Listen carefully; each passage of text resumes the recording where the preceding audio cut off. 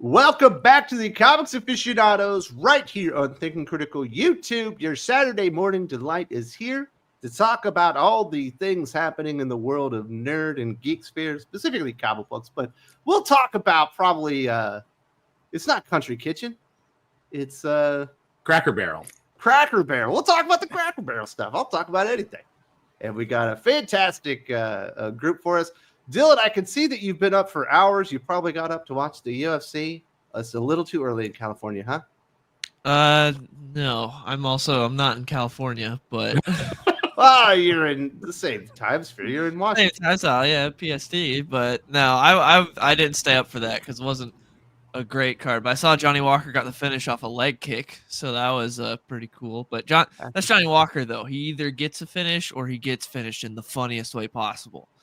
So good for him though. In Shanghai, finished the Chinese guy off a leg kick. So good for Johnny Walker. The Chinese guy that hadn't seen the second round in like 18 fights or something crazy.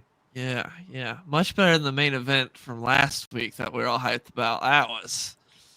If you want to see Hamzat knee a guy in the ass for 25 minutes, that's the fight for you. The guy that says for that before every fight goes, "Allah Akbar, I kill everybody," and then he's like, "All right, I'm just gonna hump him to death." Yeah, that was so disappointing, especially because the rest of the card actually wasn't bad. We got 2 spinning elbow finishes back to back, and then you get Hamzat just laying on Dricus Duplessis for 5 rounds. That was sad. I figured that was going to happen, that he was going to dominate him in the wrestling and all that stuff, but then Dricus would somehow accidentally knee him in the balls and knock him out. Yeah, you figured something would happen, or Hamzat would go for a finish because he always goes for a finish, but he was very much wary about how much he gasses out, and he didn't even attempt a finish ever. He attempted a face crank once, and that was the closest he ever did. He crucifixed him 85 times, and all he did was little pitter patter. He never even tried to drop elbows. Nothing. He did nothing. It was in Dricus, you could tell, didn't really do any wrestling for the camp, and his whole thing was all right, he's gonna gas any minute now. But Hamzat did nothing to gas himself because he put in such little effort to go for a finish. It was terrible fight. I used to love it when people get crucifixed and the guy would just start hammer fisting him right in the head like like you're supposed to. Yeah. This is brutal. And the commentator is like, "Oh, now he's gonna start going to town on him," and then he's just little pitter patter. He's just barely Dricus is like, "Oh, come on, man, what's good?" He was just it was like someone was dropping water on his face. It was just Dricus. You can see him the next day. It looked like he hadn't even been in a fight, even though he was dominated for 25 minutes. And then the last 30 seconds when they stood him up, Dricus almost choked him. He almost got him at an RNC. It was is he going to do it? Is he actually going to do it? That would have been the funniest thing ever. And people were bitching about this. Some people were getting mad that they stood him up. But according to the rules, you're supposed to stand him up if the fighter that gets the takedown isn't trying to advance position and isn't trying to go for a finish, which Hamzat wasn't ever.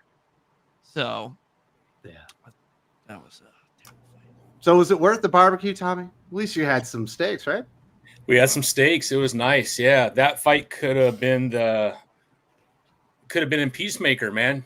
Season 1, just a couple guys humping the whole time. I don't know if you guys saw the season 1 of Peacemaker, but yeah, that was wild, man. Season 1 or season 2? I've seen season 1, and I thought it was funny. Yeah, season 2. I just watched it last night, and I'm like, wow, that was out there, man. Yeah, season 2 apparently opens with a cocaine-fueled bisexual orgy, full frontal. Yeah, it was crazy, man. I was like, what am I watching, man? I don't think I want to see that. Yeah, I'm skipping season 2. Yeah, so the Kazmat fight could have been that. So Dylan, the specific reason that supposedly James Gunn took Superman out of theaters and put it on streaming is to coincide with the Peacemaker season 2 debut, but that doesn't seem like it would be appropriate for my kids that love crypto. Yeah, probably not. But I think it's just more for the people that wanted to see Peacemaker season 2, But what did that have to do with Superman in the movie theaters? I didn't watch it, but from what I heard, they reference what Luthor did and things like that. So, yeah, they did, and also some of the characters like Hawk Girl and guy are in the first episode. So, and they do keep Are going they in back. the orgy? They weren't in that. Okay. Wow. Thank Yeah. goodness for that. Nobody Yeah. wants to see Mr. Terrific going in a 3-way. I did see the clip that Guy Gardner said the only talent that Peacemaker had was giving dudes head or something like that. Yeah. So That's was kind of blowing dudes. So This is a great thing to be going on while John Cena's on his farewell tour in wrestling.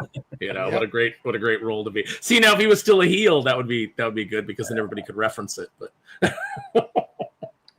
I'm just watching it. It was just so unnecessary when you watch the whole episode. That whole section just was not even needed. Like when I remember when I saw Sausage Party, which I was like, whatever. It's some anthropomorphic sausages, you know, doing some weird stuff. And then you get to like this weird orgy scene, and you're like, oh God, what the hell am I even doing here? that movie sucked. It was how awful. sausage really gets made? Jeez. this is When they start like killing people, that movie was weird. when you get down to like what the creator really wants to talk about. You know, it's like this is the thing that was just like that Seth Rogen was passionate about bringing to the screen, and now Peacemaker season 2. This is what James Gunn's really passionate about. It just makes you like not want to support any of these people ever. I mean, or any of these projects. He can just You just realize how perverted Hollywood is too, man. Sometimes you're like, oh, okay, maybe we're back. And then you're like, nah, they're still all the same. You can just go start working in the valley. Pretty sure you can film there for lower budgets. I don't know. That's I what he thought wants to do. Peacemaker season 1 was fine, and it certainly pushed the envelope in there. Lots of perverted jokes and things that were certainly not PC for kids and stuff like that. But that felt like it went far enough. Exactly. Yeah. I thought it was really good too. This was like another level. A lot of season 1 went too far, but overall I thought that, you know, the show was, you know, a decently made show. But yeah, season 2, like you just open it up right out of the gate. Like, look, we've got no restraints whatsoever. And it's like, okay, I'm good. Yeah. There you go, Dylan. Are you going to watch Peacemaker, dude? I'll probably eventually check it out. I find James Gunn's TV shows to not be very good. I thought season 1 of Peacemaker was okay, and I thought Creature Commando sucked. I feel like his TV shows is where he really lets loose and has like no quality control. Like no, it's just he throws everything at the screen. To where I feel like his movies he tends to like save the better stuff for, or like he has some other people be like, hey, this isn't such a good idea. And to where with the TV shows, it's just everything he wants to throw in there. He throws in there. Maybe that's what got cut out of the Superman movie, because remember they said they made him trim it by like 40 minutes. Maybe it was just a big Superman orgy, and they were just like, maybe not. A super orgy. Ooh. But you need a kryptonite condom. No, he needs kryptonite Viagra. A vibranium diaphragm for Diana? What? Yeah. Very, very strange. Yeah. Not quite the Penguin-esque. Maybe No, not at all. maybe what Matt Reeves is better at the television. Agree. Awesome. So you would not recommend it, Tommy, even though you watched the whole thing? Yeah, no, I mean, episode 1, I would skip like 15 minutes in and start watching from there. But then after that, it's fine. It's okay. Yeah. I mean, we don't get a whole lot out of episode 1. He doesn't, well, I won't spoil it, but it does kind of set the tone as to, I think, where he's going to go the rest of the season. But man, that first 15, 20 minutes is not necessary. You could just skip right through all that. Save your eyes. Sounds like a plan to me, dude. Do I really want to see balding John Cena? No, he went to Turkey. He got you did it in the U.S. He's rich. He got his hair transplant. He's not bald no more. That's plugs. Oh, really? I'm Yeah, he's talked about it. Oh, I'm more jealous of Dylan's bedhead. Oh, I mean, right after LA Knight called him a balding bitch, kind of made for amusing television. Yeah. Then he was like, oh, I better go get hair plugs. But yeah, do we want to see a balding John Cena orgy? No. I don't want to see a John Cena didn't- orgy. I don't want to see an orgy. I didn't want to see him with Amy Speak for Schumer. yourself. Oh, yeah. This doesn't even make sense. But I don't know. What else is going on, Dylan? Did you make any videos this week that people should know about? Yeah, I talked about a scene in Superman because it's been making the rounds with the digital release. They released the speech that Superman gets at the end, and there's been a lot of people giving their opinions on it. A lot of people didn't like it. Mostly people that did not see the movie and are just taking the scene out of context. So I made a whole video talking about that scene. I watched it the other day. I don't have any problem with that scene. Yeah, it's like the mainly final scene with his parents. No, not the scene with his parents when he's talking to Lex. In the spaceship tower bridge thing. Yeah, and Lex's HQ. There was nothing wrong with that speech. Yeah. There's a lot of people bitching about it. Him admitting that he's not perfect and he's just more human than Lex. Yeah, he is, because he's actually trying to be human. Lex is trying to not. Found it was mainly Snyder fans complaining about that scene. Yeah, what is Snyder fans Superman. not complaining about? They're I watched nitpicking it, every it's little fine. thing out of context. It's not the greatest movie of all time. It's not the best Superman movie I've ever seen, but got the kid excited about the dog. I like the dog.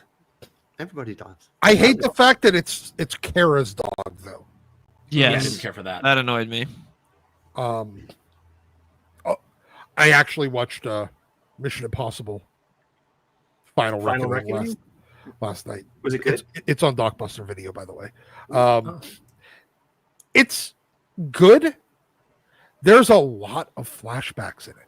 Yes, once you get past like the first 40 minutes, it gets really good. Then it's Yeah. good. But yes, there's a lot of flashbacks. There's a lot of referencing things from the prior. Yeah, movies. like every movie gets a callback. Yeah. Once you get through the exposition dump, it's real good. Yeah. Well, it's not even really an exposition dump. It's just like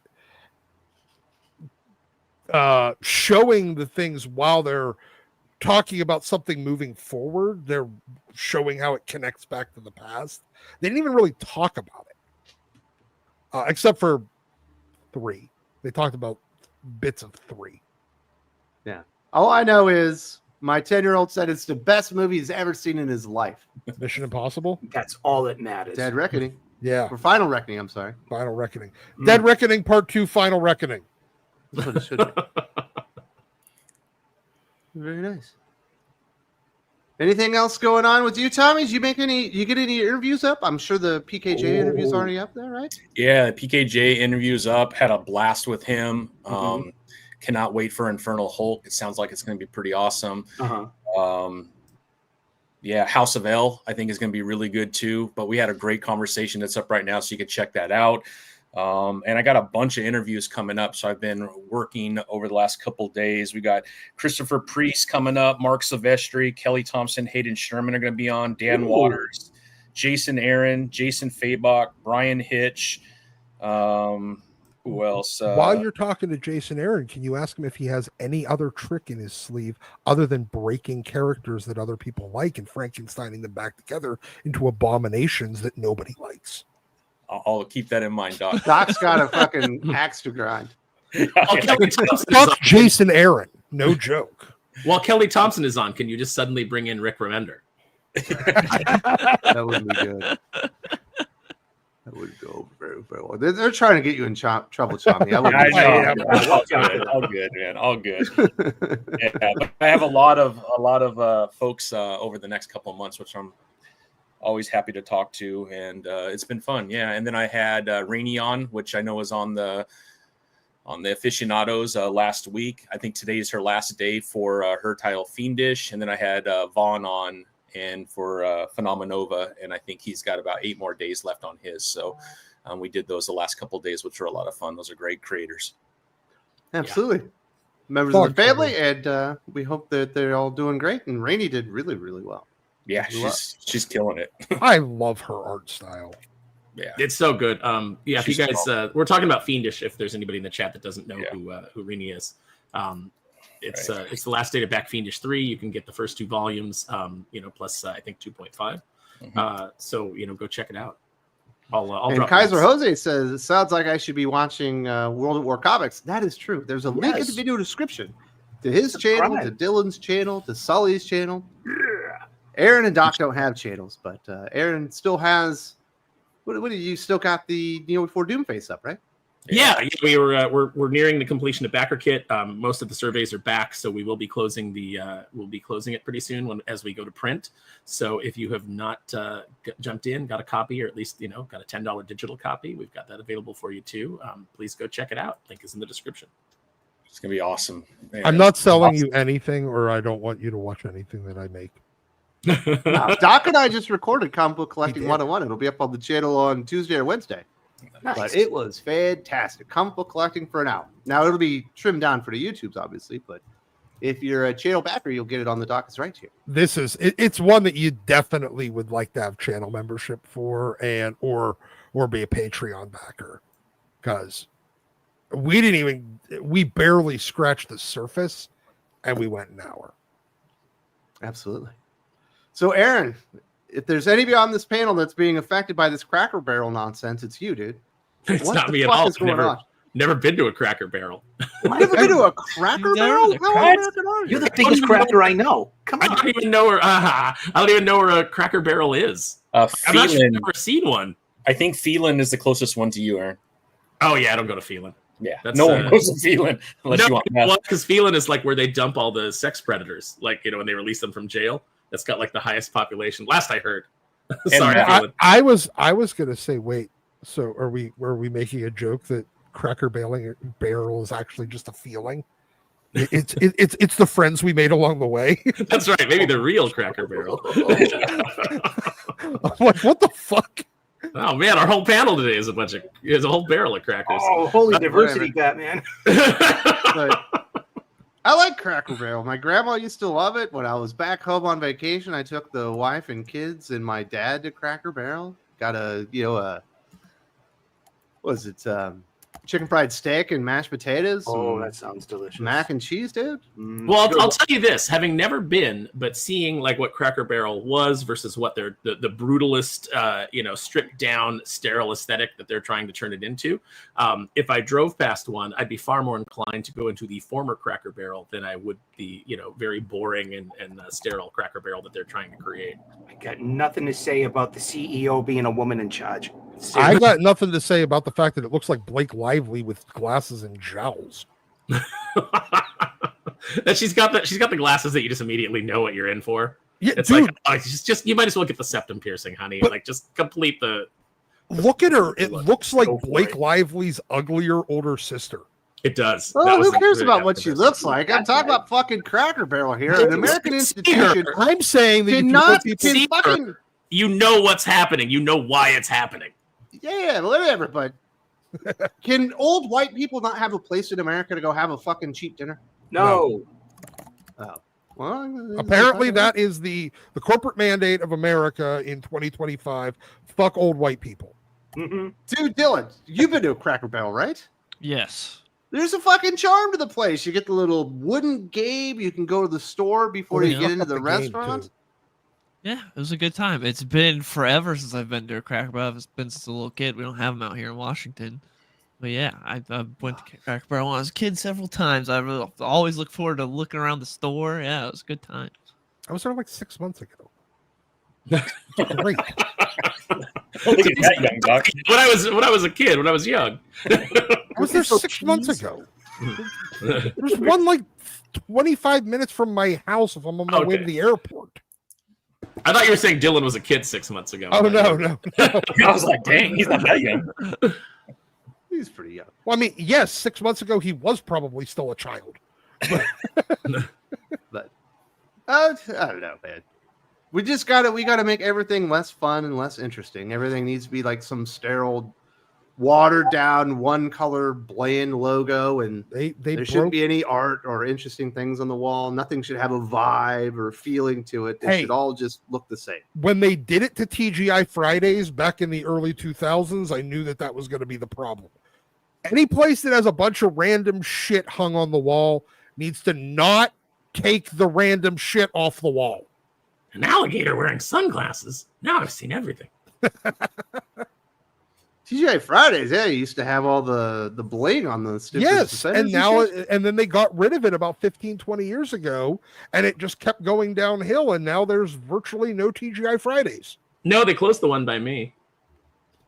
Yeah, I hate it. Man, it's time to go back. Dylan doesn't even know what it's like to walk into a Pizza Hut and expect to play like Pac-Man or something. There's some great video games, have a great salad bar. Well, no, hold on. America has started bringing back what they're calling Pizza Hut classics. There's one not that far from I me. used to go to the Pizza Hut buffet. That was a good Yeah, time. it has the Oh, yeah. buffet. It's got the table, like the one table up near the counter that you can sit at and play Pac-Man while you're eating eating pizza. Mhm. It's got the pitchers. It's got, they serve beer. Does it have the red chandeliers? Yeah, it has the red in chandelier with the checkerboard tablecloths. Yes, that's called Pizza Hut Classic now. That's what I want, and I want McDonald's Classic then too. I want to go back and I want to see the little hamburger chairs for the kids. Hamburger chairs. No, hold on. Scared everybody? Here, Hamburglar. we are on the right path because McDonald's is now, they've started a marketing thing with bringing back McDonald Land. And but the original McDonald Land was like the inspiration for Murder World. I know. It was so terrifying. I understand that, but no, like the Fry Guy seats and the Mayor McCheese jail, where you can send your child to jail in McDonald's. The apple pie tree. Yep. But no, they're in the process of bringing a lot of that stuff. Mayor McCheese was shifty as fuck. Why are we bringing that part back? No, dude. I'm not sure if they're going to bring back Evil Grimace or not, though. Because remember, Grimace started as evil, and he had 2 extra arms. I want a proper-sized Big Mac in the styrofoam container. Yes. When will Mayor McCheese's administration capture the Hamburglar? That's what I want to know. Exactly. They're in cahoots. And where does Captain Crook fit in? But no, they're bringing that stuff back now. For some reason, Pizza Hut just decided that they were going to be like a sports bar. Yeah, You're not even supposed to go in there and eat. They're going to be like what's the wing place? Wing Street. Buffalo Wild Wings. Yeah, either one of those. Oh. Or Wingstop. Well, Wingstop, you're not supposed to eat there. They actually make it like so ugly on the inside that you just get your wings and leave. Well, that genius. Pizza Hut, most of them a number of years ago moved to the takeout and delivery only model, but in the last couple of years, actually I think it was about 2 years ago they started doing like the ones that actually are in the Pizza Hut shaped buildings too. Oh The yeah, red roof. Yeah, they're bringing those ones back now. It's slow. I don't think they're going to have as many. I mean, we all know that car dealership or the random insurance agency that you're sitting there going, yeah, you were a Pizza Hut before. You can't really get away with this. Check cash, please. Look at that Yes. roof. Yeah. it's like when the old classic Taco Bell is like something else, and you're like, no, you're not an Alberto's. You're a Taco Bell from the 90s. Alberto's is good though, by the way. Alberto's is really good. They finally tore down like the last classic round table that was in my area. Like it's been sitting vacant forever, but it's like that building was clearly, an old school round table. I want that back. Yeah. And if your round table doesn't have a final fight game, your round table is bullshit. Also, they finally started ripping down all the Ponderosas too. We tear down our history in this country. No, it's time to bring Sizzler back. I want fucking Shoney's breakfast bars on every street corner. Old school Pizza Huts. Yeah. Fuck it. Let's go back to what was working. Man. That's right. But Taco Bell needs to bring back those 90s chairs where it was like turquoise with like purple designs on it. Yes. And it swiveled around? Yeah. Yes. Everything needs reset to last known good. I want Waffle House to come up above the Mason-Dixon line. I love Waffle House. Oh, What I miss about Taco Bell was the little quarter game where you could put it in there, land on there, and get like a free burrito or something. I used to like put all my dimes in there and occasionally win. Oh, no. If fun. we want to talk about what we're missing at Taco Bell, 79-cent tacos instead of $3. Tacos. Who would pay $3 for a Taco Bell taco? Everyone that goes to Taco Bell, because that's the price of a fucking taco at Taco Bell. How are they not gone under? Are people that lazy that they'd rather pay $3 for a Taco Bell taco than the 50 cents they could make their own? It's a Pepsi loss leader. It's just Yes. It is. It's a Pepsi loss leader, the same way that Subway. I mean, who the hell's paying $15 for a goddamn Subway sandwich these days? But apparently they're still in business. Yeah, you can go to Jersey Mike's. You go to Jersey Mike's and get a sandwich. You can go to Firehouse Subs and get a $15 sandwich, and it's way better than Subway. Exactly. Yeah. Subway sucks. Subway's probably still paying off all those Jared lawsuits. Yeah. They need to go back to $5 footlongs or get the fuck out of here. You know what I mean? Yeah. Mm-hmm. Well, they also need to go back to actually footlongs. Because remember, they're only 10 inches. Sully, you're right. Fast food aficionados does happen a couple times a year. It does happen a few times a year. Right It's into it. naturally. Yeah, it's part of the show, kids.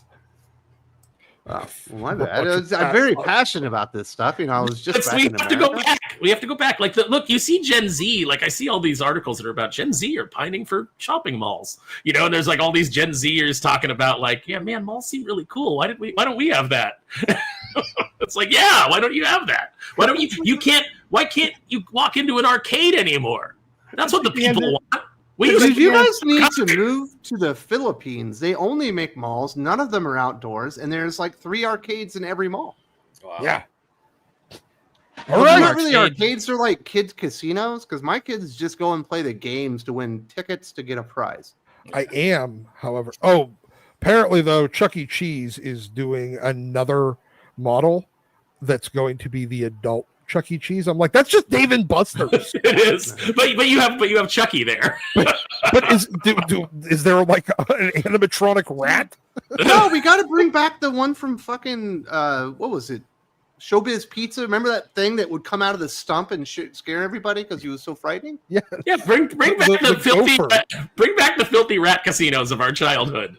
Exactly. The child rat casino. I took my kids to Chuck E. Cheese for their big birthday party when we were back home. They loved it. Interestingly enough, there is if you go on to like Uber Eats, there's every town, weirdly enough, has the same pizza franchise that you've never seen because it's just Chuck E. Cheese's pizza. Sold under a different name through Uber Eats. So many restaurants do that. I know. Roast pizza. Oh, if you want gross pizza, you just go to Little Caesars because you can get it hot and ready for $5. In all honesty, It's not $5 anymore. What?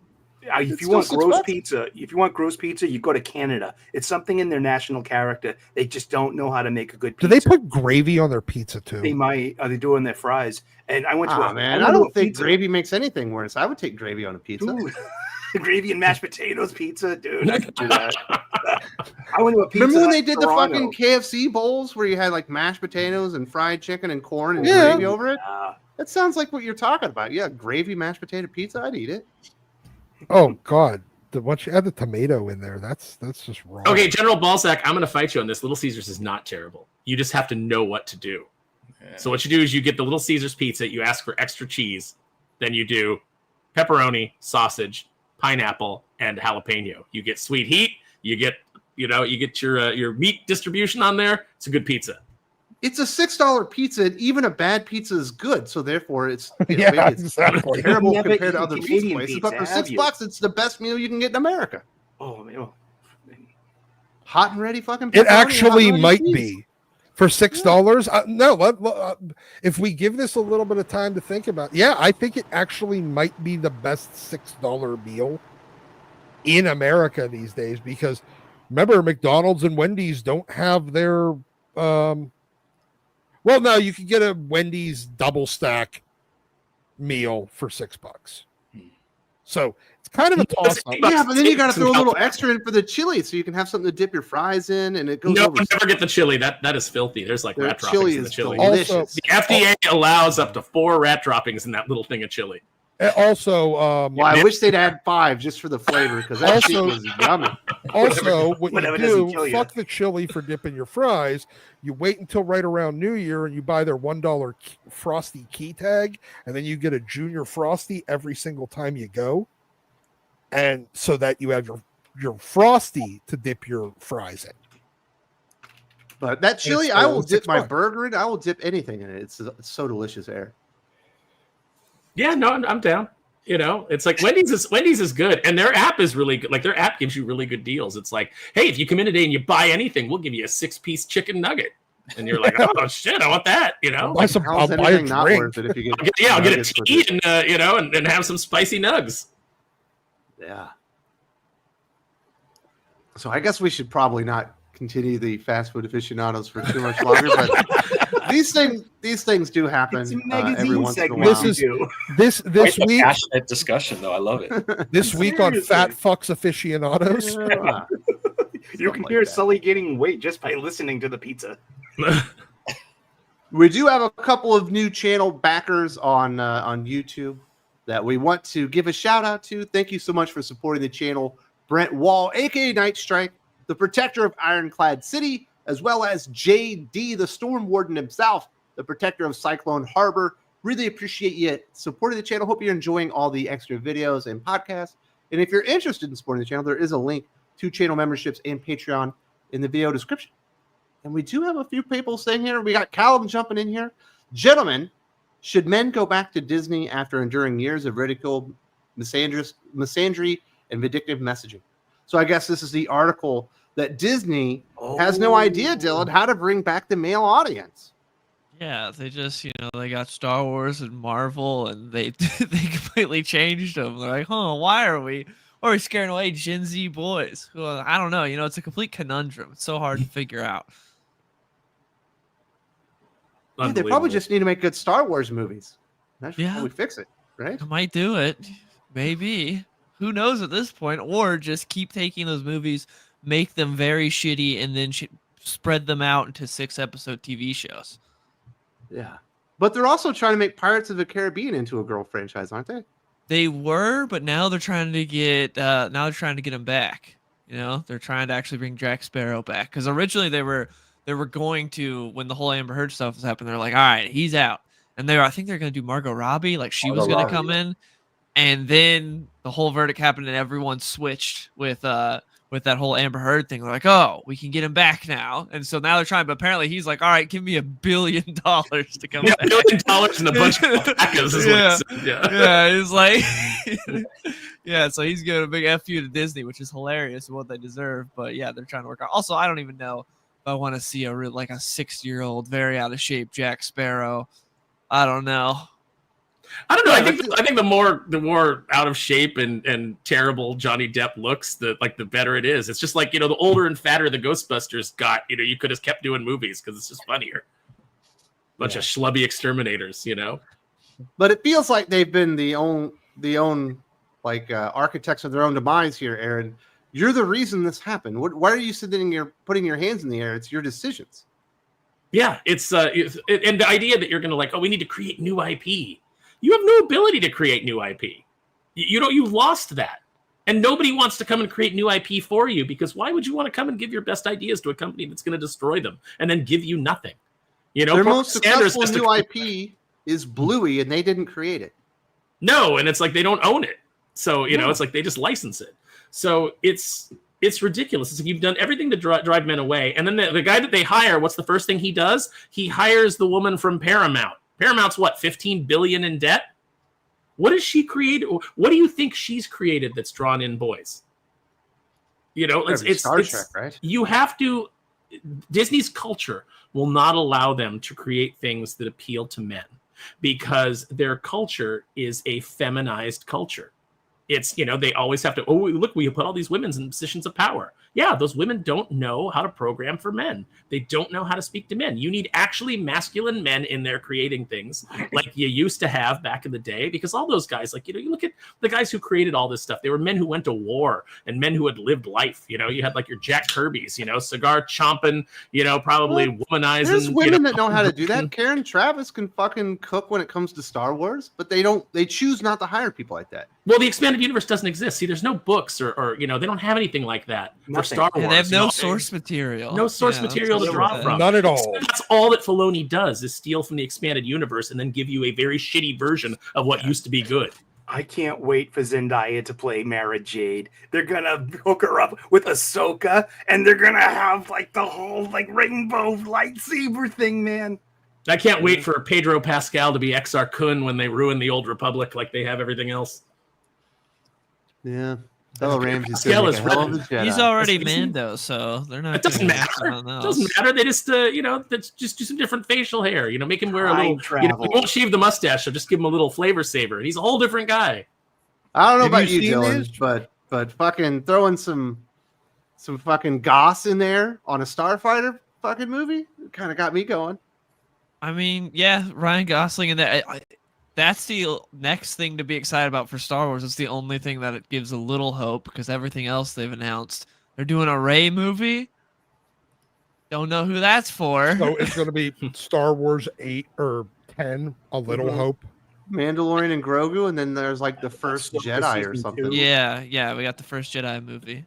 I heard there's But that Ahsoka could be hit season or 2. miss because that's the guy that's James Mangold, who did the last Indiana Jones movie, but also did Ford versus Ferrari and 310 to He's Yuma. done a So million great yeah, movies before. he's that. done some great movies and he's done some ass movies. He did So Logan, right? yeah, he did Logan. Yeah. Yeah, that was a great movie. That was a mid movie. Yeah, Logan was I really agree. good, but I'm all about some fucking Gosling, dude. He's great. Every dude loves Gosling. I don't. Oh, come on. Caleb says last week's topic, just my opinion, but I think She-Hulk broke the audience more because that was the studio's feelings towards them. That's a good point, but I don't think enough people watch She-Hulk or know. I think that Yeah. people are way checked out already. But that did show the contempt for the audience that these writers have. It was a smoking gun of sorts to say, hey, listen, this is really what they think about you. Look, I mean, they're saying it right here. Yeah, Mhm. but I mean, again, if a Hollywood exec insults Middle America in an empty room, did it even happen? Well, it does because Nerdrotic covered it. Oh yeah, right. I'm pretty Yeah, sure there more you go. people watch Nerdrotic's reviews of it than watch Probably. the show. Oh yeah. Yeah, pretty like much. there's a lot of stuff I don't even bother with. I just go and I enjoy the content that people on YouTube produce too. about it more than the thing. It would be quicker to watch the shows. I mean, I watch so many of those capsule review shows from like Drinker, Gary, like all down the line. And it would have been less time just to watch the show and form my own opinion. But that I'll would have taken- throw EFAP on and listen to Mahler and the guys tear apart the Lilo and Stitch movie for 11 hours, not all at once, but just like in the background. And it's like I won't give Disney the time of day. I won't give these studios the time of day. So what does that tell you? It just tells you that they've driven us off. We're done. Jacqueline 2 says, don't read the Infernal Hulk #1 solicitation for November. There are major spoilers. So I have not done my solicits analysis for the November stuff yet. But apparently we need to stay away from Infernal Hulk, Dylan. Otherwise, we're going to have the Incredible Hulk run spoiled. Yeah, I'm glad he said that because I have not looked at the solicitations and I do not want to get that spoiled for me because that's the one Marvel comic that I have on my pull. But aren't you a little curious now? Wouldn't you like me to bring it up and see what's going on in there? No. I don't No, want to get spoiled. I want to wait. There you go. So, spoiler warning. If you're going to look at the solicitations, close your eyes when you get to Infernal Hulk #1 because it might spoil some major events that are going to happen at the finale of Incredible Hulk if you're enjoying it. And I am. Oh man, that's awesome. Caleb says, Friday Night Tights, you shouldn't see what they had to say about James Gunn and Peacemaker. I could be wrong, but I don't think he has a plan. Or I think you should have seen what they had to say. Yeah, I'll check it out. I haven't seen it yet. Nor have I. He's got a 10-year plan. That's what he told everybody. Right. That's what he tells everybody, though. Like, I got a plan. But I mean, What do you think? It could be don't die. What do you think, Tommy? You watched Peacemaker. Does it feel like he doesn't have a plan? No, I think he has a plan. I just whether we'll like his plan or not, that's a different story. I feel like he definitely has a plan. He kind of laid out the plan early on, and it seems like he's sticking to the plan. So I'll give him that. Again, Peacemaker might be good. I just did not enjoy the first episode, and I just thought it was so unnecessary and over the top. I'm hoping the rest of it is good. I do want to watch it. I did really enjoy season 1. I thought it was a lot of fun, and so we'll see. But I think he has a plan. Whether you like his plan or not, that's a different story. Doesn't mean he doesn't have a plan, though. It's weird though, right? To go from like, here's our plan. It's Superman. Everybody go see Superman. We're trying to rebuild the universe. This is the entry point. And then the very next project is a hard R, almost pornographic TV show on Max. Like that's the next step. Based off of a character from the previous incarnation of the universe. Well, they wiped that out, Doc, because they changed the end scene, so it's no longer the Justice League from the previous universe. Now it's the Justice Gang. Exactly. You know, which is why he wanted the Superman to come out on streaming before, because they did make that change in episode 1. I don't think that's true. I think that's just an excuse. I don't think he knew that was going to happen, and they just sprung it on him, and then he had to pivot, and because we know James Gunn will lie. You know, he told us that The Flash was the best superhero movie he'd ever seen. Yeah, maybe. I also wonder if Peacemaker season 2 was already mapped out even before Superman. It most likely was, yeah. So it was part of his plan, but I feel like this storyline was already built, and they had to make some changes based on everything that happened in Superman. I think Supergirl's going to flop hard. Good, yeah. I hope so. On my bed. And he said, "Should I be worried about the next Spider-Man movie because that very boring blonde from Black Widow and Thunderbolts might be in it?" Yeah, Elena Belova, she's the best thing about fucking. She's great. As far as the new character, she's pretty decent. She's not an issue. You should be worried that they're stuffing 800 different characters in that movie. When the initial thing was like, oh, now it's Peter on his own, finally. Yeah. After 3 movies more that teamed up Zendaya. and being all MCU, now it's street-level Spider-Man on his own. They're like, actually Hulk's in it, actually Punisher's in it, actually Black Widow's sister's in it. Yeah, we got everyone. I'm sorry, I think that chick has all of the acting range of a fucking wooden block. She might as well be Kristen Stewart. You like the Fast and the Furious franchise led by the widely talented Vin Diesel that has one personality. I know. I don't expect. He's not boring though. He is so jarring every time you go back to watch Saving Private Ryan. It's just like, oh god, Vin Diesel's here. Go watch Boiler Room.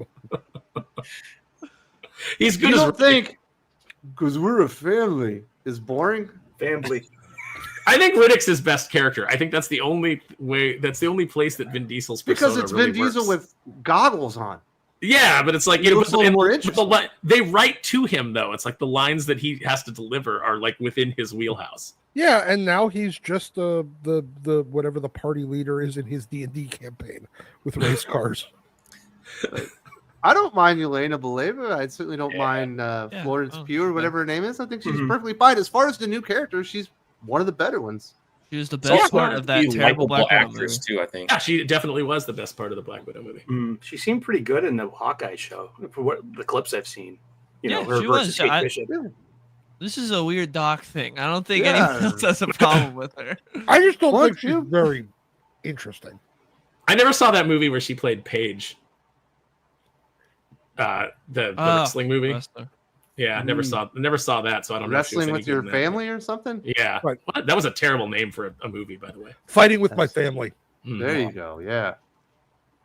So no, I wouldn't be worried about White Widow. She's great. I'd be worried about Zendaya. Why is she here? He's supposed to never remember her again.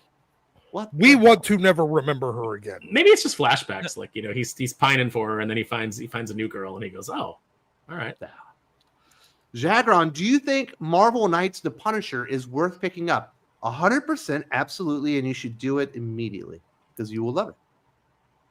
Yes. Or is he talking about the new one? The new one from Jimmy The new Palmiotti? one. The upcoming one with Palmiotti. The new one and looks good. Pinocchio. I'm going to say yes to both. though. Pinocchio on art, right? Yeah. Amazing. I'm gonna Anything- get it just for that.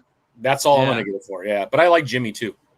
He's Anything? fine. I'd Jimmy's say not a reason not to read a book. Yeah, I like Jimmy Palmiotti. Will there be a red band? go away. I don't. No. Get a bag. You can go get go buy Garth Ennis' Welcome Back, Frank. Definitely. But yeah, and then get the new one too. I'm gonna read it for certain. I know Dylan will read it. You're not even a Marvel guy. Yeah, no, Remember- but I'll read that. I like Remember when Punisher. Punisher was like an avenging angel? Remember that? Oh, And then remember when he was Frankencastle? That was hilarious. when they turned Yeah, him into Frank the Castle was That was fun. after Dakin cut him up, and so he became Frank Castle. Yeah, that was Rick Remender. That was fun. Calum says, I've been getting good word of mouth of Primitive War, Vietnam with Dinosaurs with Tricia Helfer, who will always be Black Cat to me. Hope to see it. So that's the lady from Battlestar Galactica. Battlestar Galactica. It's So funny there's story. a Vietnam War movie with dinosaurs? Yeah, it's called Primitive Yeah. War. Looks okay. I mean, I haven't. The How trailers could it look be okay. bad? I think it's given fans what disgruntled Jurassic Park fans what they want, which is we want a violent dinosaur movie where people are just getting shredded by big reptiles. I I'm watched sorry, that big new one. birds. I watched that new one. It was fucking bad. But I saw it's on Dockbuster Video. I was so look. It's hard to fuck up dinosaurs chasing idiot humans around an island. They've done it They for like managed 6 movies. What do you mean? They messed that up so many times. It's funny when you watch we've talked about this before, but you watch the first Jurassic Park and it has ideas and it has philosophical and moral questions, and then there's just none of that in the rest of the movies. Well, maybe a little bit in like. Well, 2 the and 3, only idea that they've run with is corporate espionage, trying to make more dinosaurs or like weaponize them or turning them into a commodity. Or That's this like the one thing that flows through all of them, this one's which is the most boring part. Yeah, this one's about get DNA samples from cloned dinosaurs. How did you not already have these? So that you can make a heart disease drug.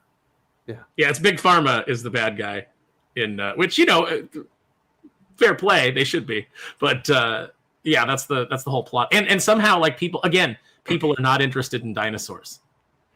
People have like lost interest, and the dinosaurs have died out now. So it's like basically the Jurassic World movies are the Resident Evil of the Jurassic Park franchise, where it's like they set something up at the end of a movie and then just completely dismiss it in the first 5 minutes of the next one because they don't know what to do with it. So it's all the Resident Evil movies? Yeah, exactly right.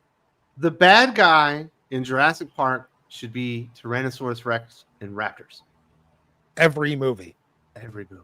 No, the T-Rex is the hero now that always shows up at the end and saves the day and kills the other Yeah, dinosaur. at least in this one, the T-Rex wasn't a hero. He was just taking a nap and then wanted some lunch. And then he never seen again.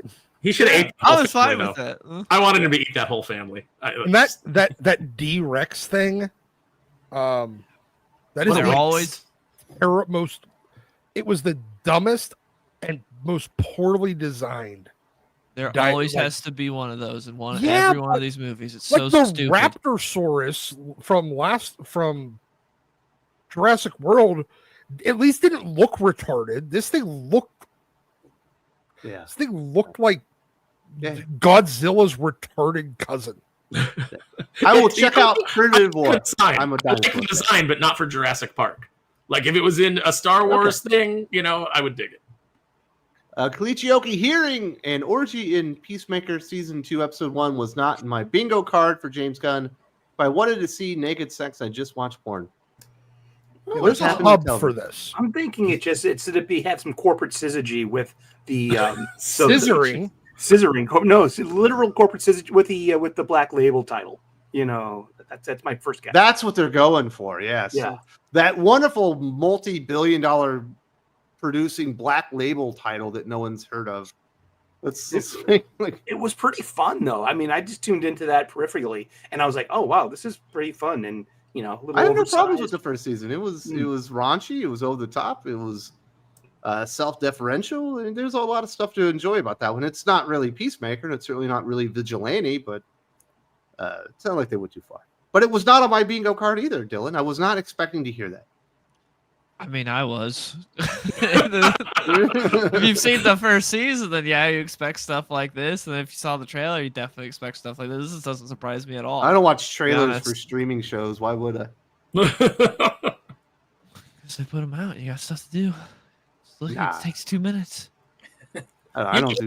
You don't review the trailers and just say that they're going to be great, Wes. Oh my god! Oh my god! Some kind of tourist?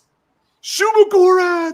Oh my god, they're bringing Ray back! Yay, Z! Oh, Lockjaw! I love Lockjaw! Let's effing go! It's peak fire, bro. What was is it Red Letter Media or whatever that had they had the TV and it was like insert trailer later as they're freaking out. Like, oh my god, that's hot! It's fucking Millennium Falcon. Great. Yeah, the Nerd Crew is like one of the greatest things that they've They ever just did given a this big way. Star Wars video. It was pretty good too. Oh, did they? Red Letter Media, Pretty yeah. cool. Yeah. I should definitely check that out. But that was great because I've seen channels definitely like that. Then he says, Warner Brothers legit needs to stop hiring second-rate help from Marvel. First Joss Whedon, now James Gunn. Just because they're successful in one spot doesn't guarantee success for you. This is DC's MO for literally the last 50 years. Doesn't matter if it's comics or television or movies. They just want Marvel's sloppy seconds. I wouldn't call Gunn second rate, considering he made like one of the maybe the most beloved comic book movie trilogy over at Marvel. I think he's different than Whedon. I understand that, but at the same, but I'm not really talking so much about them being second rate. I don't really. I know. I'm addressing the comment, not Yeah. what you just said. But Yeah. I mean, literally going back to Jack, like they've just, if Marvel had them, it doesn't matter whether they're at their prime, well past their prime, never had a prime. If they worked for Marvel, DC will throw stupid money at them and then have nothing as a result. Bendis is coming. You guys remember that? That's a threat. Bendis is breathing heavy. Don't worry, we have Dan Slott on a new Superman book. Yeah. In 2025. I mean, how many of those Omnibus coming up for Batman? all new, all different creators from Yeah, but he's Marvel talking about the ended up- movies. That's different. No, but it's the same thing. It's because But it's the comics has become a Hollywood microcosm where it's like the same rules apply. You fail upwards. and DC corporate and Marvel corporate have kind of taken on that same the whatever their comic division did. They basically took that same philosophy and blew it up onto at the higher levels. HH from Sigma Comics. Aaron, I'm off this weekend, and I heard that pineapple comment. No pineapple on pizza. I'll show you guys some good eating at New York He Comic is Con. correct. No, pineapple belongs on pizza. The No, it fucking does not. Hawaiian style pizza is a fucking staple of pizza now. It's accepted, and you guys need to get over it. It No. ain't going away. Absolutely not. It's Fruit fine. doesn't belong on a I'm not fucking saying you pizza. have. I'm not saying that you have Salty to and like sweet it. goes together. What do you want? Put a chocolate bar on it. Don't put fucking fruit on it. What kind of fruit? Because I've seen kiwi on a pizza, and it's weird, and I don't understand it, but I've seen it. Yeah. Is kiwi a vegetable or a fruit? Hey man, I'm a Kiwi's a chef, fruit. man. You can have anything on your pizza that you want within the bounds of sanity. I mean, whatever if you think it tastes Yeah, but- good, put it together, But man.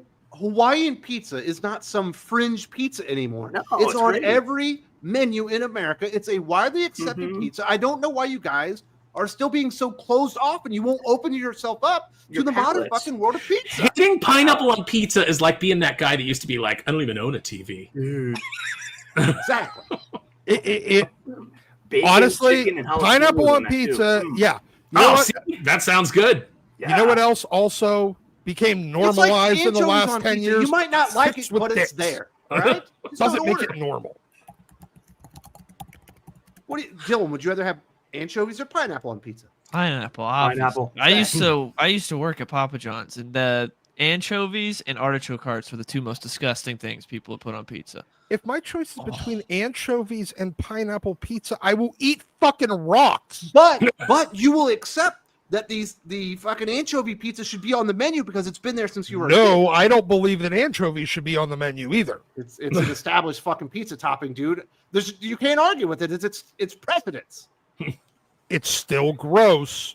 It's been gross for 50 years, 60 years, 80 years. I don't give a shit. It never should have been there in the first place. Whatever, man. Fucking Hawaiian pizza's delicious. You guys are crazy. You're Salt wrong. and sweet goes together. Everyone knows that. Wes, read Fiddle Chip's comment. Yeah, pineapple pizza they Today, gave or orgies just tomorrow. What is Slippery it? slope.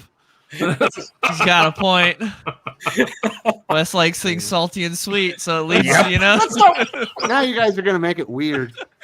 Oh God. The egg incident was only the beginning. Pineapple pizza today. Whatever. Letting Mr. dudes in the DC women's Comics. room tomorrow. Deadpool versus Wolverine making $1 billion last year. Do you think that was the wake-up call Disney needed? Will the X-Men movies be masculine to save them? No. Well, the Deadpool and Wolverine movie is the same thing that made the Spider-Man No Way Home. Not that it wouldn't have been successful without it, but in the Doctor Strange movie successful. It's just a cameo fest. And it probably gave them the wrong lesson that they just need to do cameos to make their movies popular. Why do you think Secret Wars has like 950 cast members already? Well, it's Doomsday. Yeah, they definitely learned the wrong lesson from it. I also think Liefeld kind of had a point where he's like, this was the most removed from the MCU that the other movie from compared to the other movies. He didn't have sticking his hand in it. It was more of like Ryan Reynolds and I can't even remember the name of the director, like having more creative freedom with this movie compared to all the other movies where it's just Feige. Seems when Feige doesn't cast his gaze upon something, it actually comes out pretty decent. Like X-Men 97 was decent because Feige wasn't involved. We don't need to cast gaze. Resentful. What?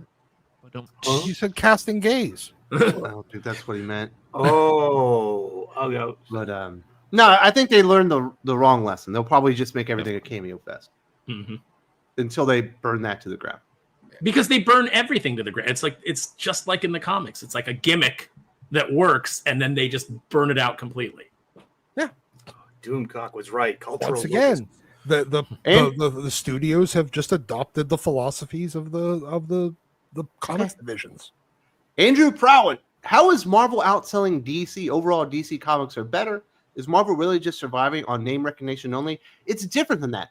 Now, they certainly still have the market share, but they also produce, on average, about 30 to 35 more books every single month than DC do.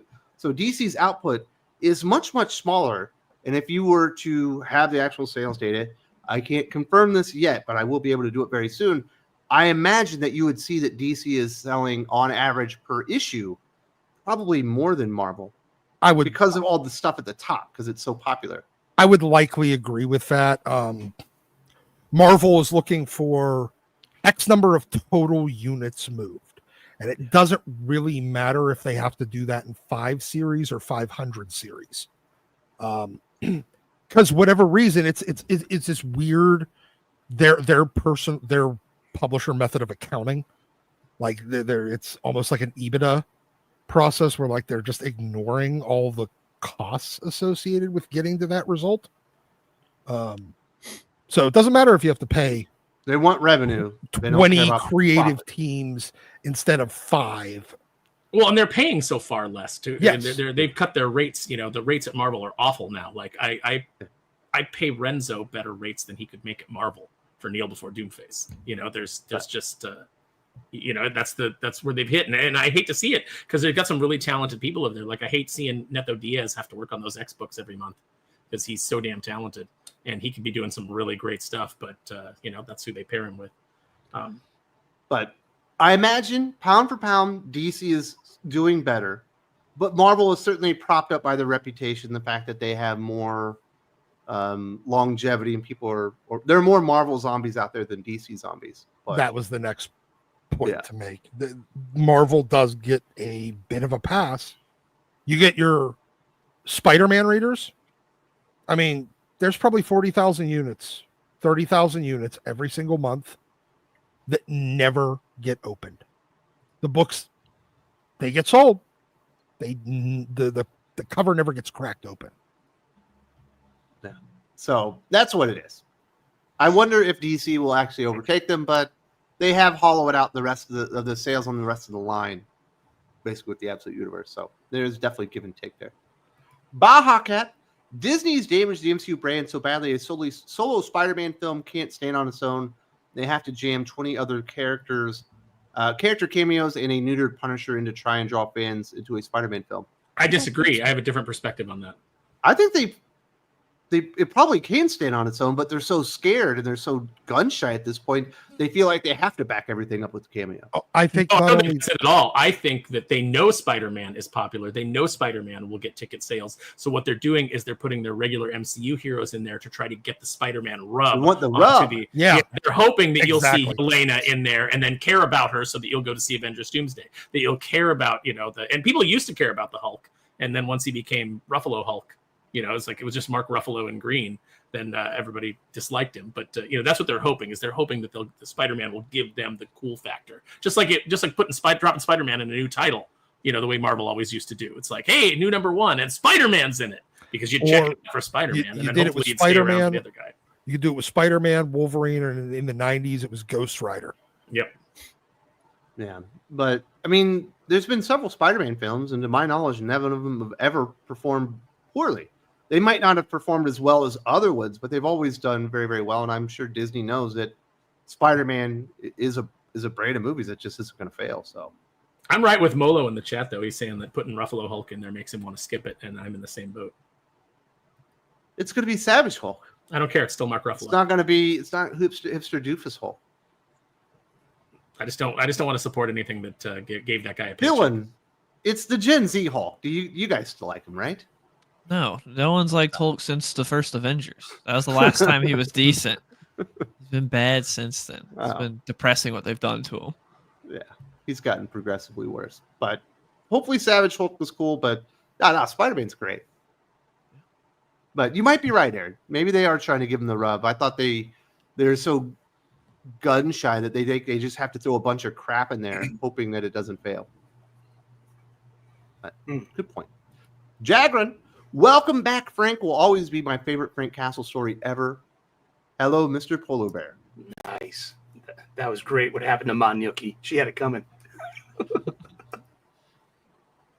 I like Kitchen Irish. I like that entire collected edition with all the Punisher Max stuff from Garth Ennis. The Max stuff. Oh my god! And this turned me off to Ennis because of him being him. It was the finger clipper killer. You know what I mean? That got me. That was like, oh, that skeeved me so much. I never looked back. But everything before that, you're soft. I am totally. That's what my ex said. SAWFT, right? Soft. Soft. Aaron, what's your favorite Punisher? I really liked the Will Spertasio run. When he first had his solo title, when they faced him off against Kingpin. Ennis, I like a lot of his Punisher stuff, but I think that I agree with Jesse Snyder. I kind of think that he gets the Punisher wrong in a lot of ways because when you make the Punisher just loving killing, kind of like he did with the Vietnam book that he did, where he did Punisher back in Nam. And then when he has Punisher going out and just banging hookers and stuff like that. And, I think that ruins the Punisher. I like Jesse's take on it, which is that it's a fractured fairy tale. It's and then he lived unhappily ever after. I think that the death of his wife and his kids, I don't think the Punisher should be out there interested in banging at all. I think that his mission is everything. And I think that driving force that makes him the Punisher, having lost his wife and his children, right. I think he remains loyal to them. I don't think he finds anybody else. I don't think he has a romance with anybody else. I think that part of him is dead. Right. And so when Garth Ennis does that sort of thing, I it makes me feel like, this isn't really the Punisher that, the way that I see him. Federico de la Casa. I've read Imperial 3 and Hickman did it again. He repeated various pages like he did in Ten of Swords. Once is okay, twice you're being lazy. Yeah, and it was really talky too. I mean, I'm looking at Imperial number 3 and I'm like, you're just mugging all of this great art with all of these word balloons. It's just it's so verbose, blah, blah, blah, blah. Some stuff happens and it shows you who's behind it all. And then it's got actually a really good last page, a good reveal. No spoilers. But it's still blah, blah, blah, blah, blah. I didn't get to read it because there were enough books this week, and I just put that one at the end of the list because I read issue 2, and there were so many twists and turns, I didn't even realize what was happening by the end. Oh, it was better than Excretional X-Men. Let me tell you that much. Or in Spider-Man. Wow, I didn't read that book either. Oh, my gosh. But yeah, it's not cool when you're wasting pages and just reusing art. That sucks. Jagron2 says, I'm really sad Red Hulk and New Gods are ending. Struggling to find new books. I'm out on the Ultimate line after Ultimate failure by Camp. That seems wise. I mean, I'm a big fan of Red Hulk. I turned on to that Reddit issue 1. It's one of my favorite Marvel monthlies. I know it's limited, but what I see, Ben Percy could probably parlay this into a new series with, Thunderbolt Ross, Machine Man, and Deathlock. And because that's a good core little team for like Black Ops stuff. So I can see something new coming out of this. And that's my opinion. I like that. But I see where you're going, Jagran, as far as I think this is Lane, as far as finding books to replace the stuff that you're removing. But I would be looking over at DC's House of L book from Philip Kennedy Johnson. I think that one's going to be very good. We do have that Ben Percy short. I think it's a miniseries for Punisher. There are a couple of books out there that might be worth looking into. Jimmy Palmiotti, getting on another Punisher book. Is there anything that you're looking at that you've been throwing onto the to your pull list there, Tommy? What are you excited for? Well, the one I'm really excited for is Skinbreaker, coming from Robert Kirkman. Yes, this thing looks phenomenal. Robert Kirkman on writing, David Finch. I mean, he's one of the best artists, I think, but his art in this is like next level. Like this is Conan the Barbarian and something blended together. I'm sure it looks dope. I mean, this is going to be super exciting. So you're saying definitely put Skinbreaker? Skinbreaker is going to be amazing. And I'm not a big cover guy. I usually just get the cover A and I'm good to go. But there's 10 different covers and there's some amazing artists on covers for issue 1. I might pick up 1 or 2 other ones just because they look awesome. But man, David Finch is amazing. I think this is going to be amazing. I think you're going to really like this one. Did you throw anything on your pull list, Dylan? To give Lane a little inspiration? I mean, Escape #1 came out this week, and I loved it. From Rick Remender and Daniel Acuna. You got anthropomorphic animals in World War II, and it's really cool. I liked it a lot, so I'd recommend checking that out. And I'm excited for the Kyle Higgins future Batman type book because I like Kyle Higgins a lot, and I'm excited to see what he does there. That looks like that could be cool. So there's a couple of books. So you just gotta, be on the lookout for what you're interested in. Pay attention to the creative teams, and hopefully you can fill in some of the blanks. But it does suck when you're, kind of your pull list is already small and you're having to get rid of books like Red Hulk, New Gods, and stuff like that. Yeah. Kalichioki says pineapple on pizza is like chicken and waffles. No good. What? Chicken and waffles rules. Exactly. What are we talking about? That's There's an entire empire built on chicken and waffles. Roscoe's. Roscoe's. I can And get Bojangles. pineapple thing, but man, chicken and waffles is great. Yeah, chicken waffles are great. But why are people so shut off these days, Aaron? Why can't people open up their hearts? It's like it's. Here's the thing. Online, hating pineapple on pizza has become like a personality type. No, it's just awful. No. Well, I mean, there's a lot of people that have made it a personality. However, it is still objectively awful. Federico says in Italy we can't even eat pineapple on pizza, and this is where I have a different opinion about this. Italy is its own place; it's got its own culture, and I'm not here to attack you, Federico, and your fellow Italians for not wanting pineapple on your pizza. You're missing out on something beautiful, but if it's not culturally appropriate, I don't want to force my beliefs on you. Yes, listen, and this is just what happens. America's the melting pot. You come over here, the French bring us. They're like, hey, here it is, le croissant, and we go, no, that's a croissant, bitch. Put some ham and cheese in that. Now it's good. That's just what America does. No. Why show up with a can of Spam and a pineapple, and we're like, put that on a fucking pizza and eat it up. You're gonna love it. And now we got the Hawaiian pizza. Mm-hmm. We even allow Canadian bacon on our pizzas. That's how inclusive we are. That's just ham. Right. But it's ham in a perfect circle, Doc. It's different. Yeah, perfect circle. That's the innovation that the Canadians brought to the ham. They were like, what if it was a circle? And we were like, oh. We have pepperoni. What if we made it circular like the pepperoni? If we want a pork product that's round, we have pepperoni already. And you get okay, so guys, what do you like better? Like the thin sliced pepperoni or like the old world pepperoni that like curls up when it like cup pepperoni? curls No, up. I want It the thin becomes a sliced little bowl pepperoni for on the a pizza. grease. But Yeah, if I'm little getting a grease. sandwich, I want the big ass slices, like ones. Yeah, You know what I'm saying? Of Costco, man. A Costco pepperoni pizza with the pepperoni curled up, and it's just cupping a little bowl of grease. That's the They best were pizza. Yeah, doing- but that just brings that me back sounds to so good. being a kid and having to eat those like bologna bowl sandwiches with the bologna and cheese that you fried on the. Fried. Yeah. that's like all we had because we were poor. You know, you just fry the make the bologna bowl, and then like, what do we got in the cabinet? Oh, cinnamon, sprinkle cinnamon on it. Yeah. Now it's gourmet.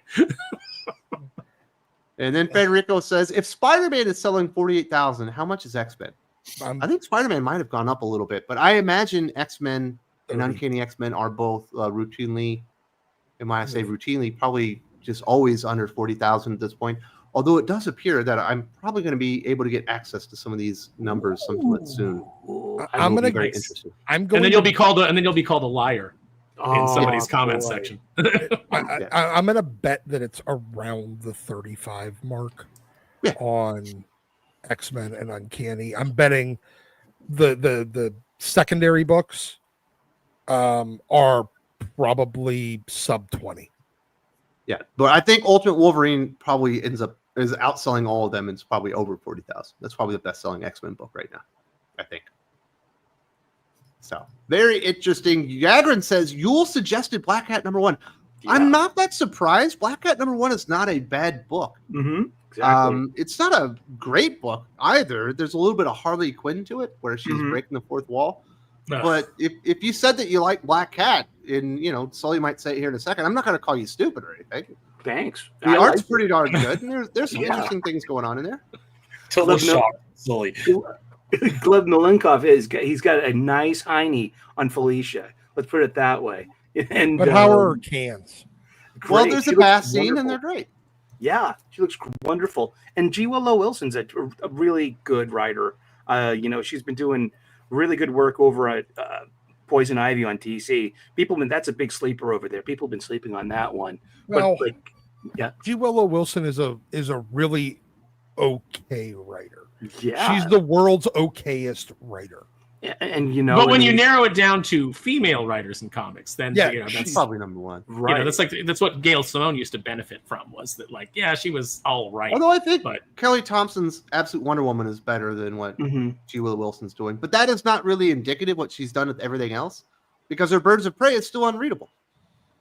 yeah, no, it's I think it's editorial. I think it's, you've got Snyder and everybody in there, and when you have a strong editor, you can actually get some good work out of her. But when you've got like a lazy editor, or an editor that's asleep at the wheel or is overworked and just lets her do whatever she wants, then you get books like Scarlet or Birds of Prey. Scarlet, yeah.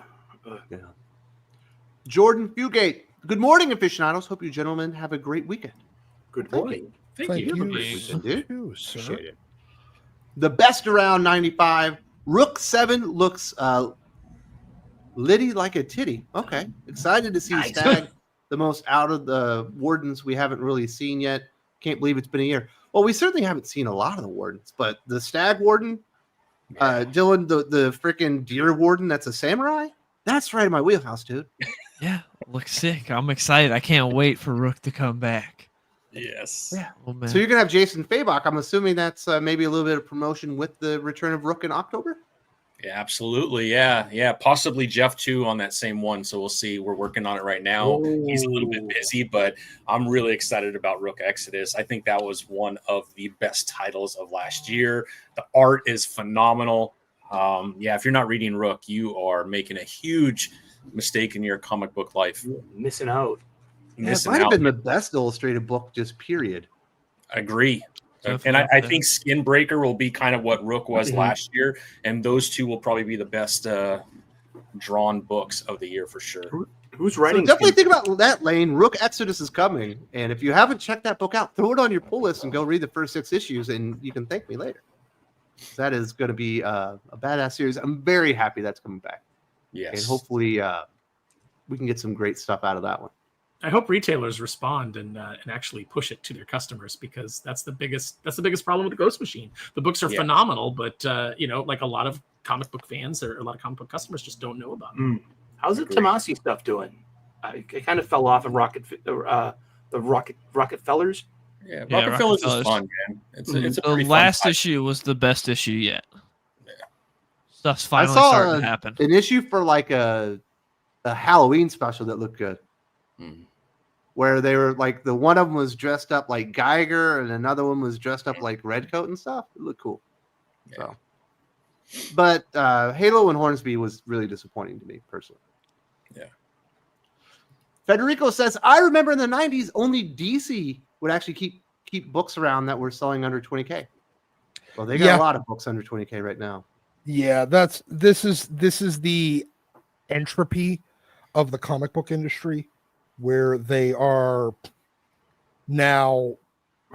I don't think that they're looking at individual title profitability so much as overall line hitting their targets for their corporate overlords. And I don't mean that in a totally derogatory way. I mean, yes, somewhat, but it's a different business model than it was before. I think that we're in a different world for these publishers, and they're just doing whatever their bosses say that they want. If it's 100,000 units, or if it's Okay. whatever. Shining Diamond says, does anyone notice that kids stopped being the audience for comics and they all went to manga? How do publishers get younger readers interested again? I've definitely noticed. I've talked about it quite a bit on the channel. In fact, I will have a video out, I think on Monday, that will explain a lot of that out when it comes to the pricing issues and stuff like that.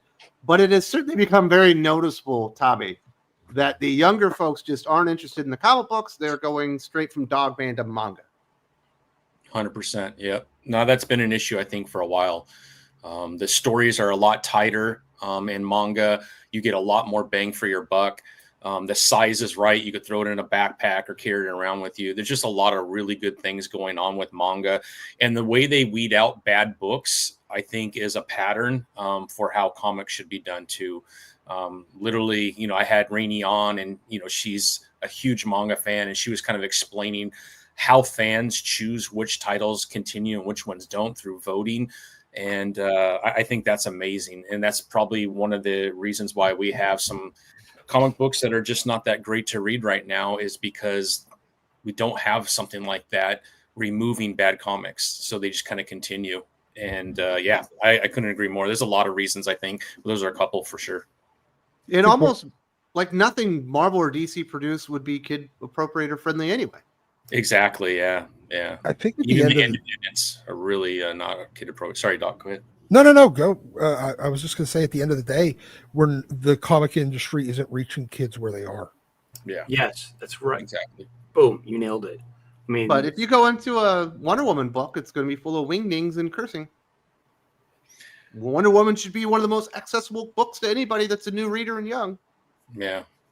Even some of the Saturday morning stuff through IDW, I mean, they should take sections of those and put those into a manga size, and I think that would be a no. I'm with you on that. Saturday morning adventures, those are great. Yeah, Saturday That'd be a morning really good adventures. idea. That'd be Really great. fun. Go that in a manga size and get that out on the shelves. I think you would have a winner for sure. Yeah. I'm sure you've noticed it, Dylan. You're the only guy in your age bracket that even likes comics. They're aware of them, but they don't read them. Yeah, I think it's like Doc was saying, where they don't reach them where they're at. But I disagree about the not necessarily that there's not enough comics for kids, because I don't know about you guys, but when I was a kid, I was avoiding every comic for kids. I was reading everything that wasn't for kids. If it was like, oh, this is for younger audience, like, I don't want that. That thing probably that's for sucks. babies. It's like, I want the Punisher. I want when you were Wolverine. 5, man. You're a weirdo. You know, like, no, that's everyone reading comics. When you're you were doing wearing digging through back clogs and issues, suspenders. you weren't looking for the made for babies books.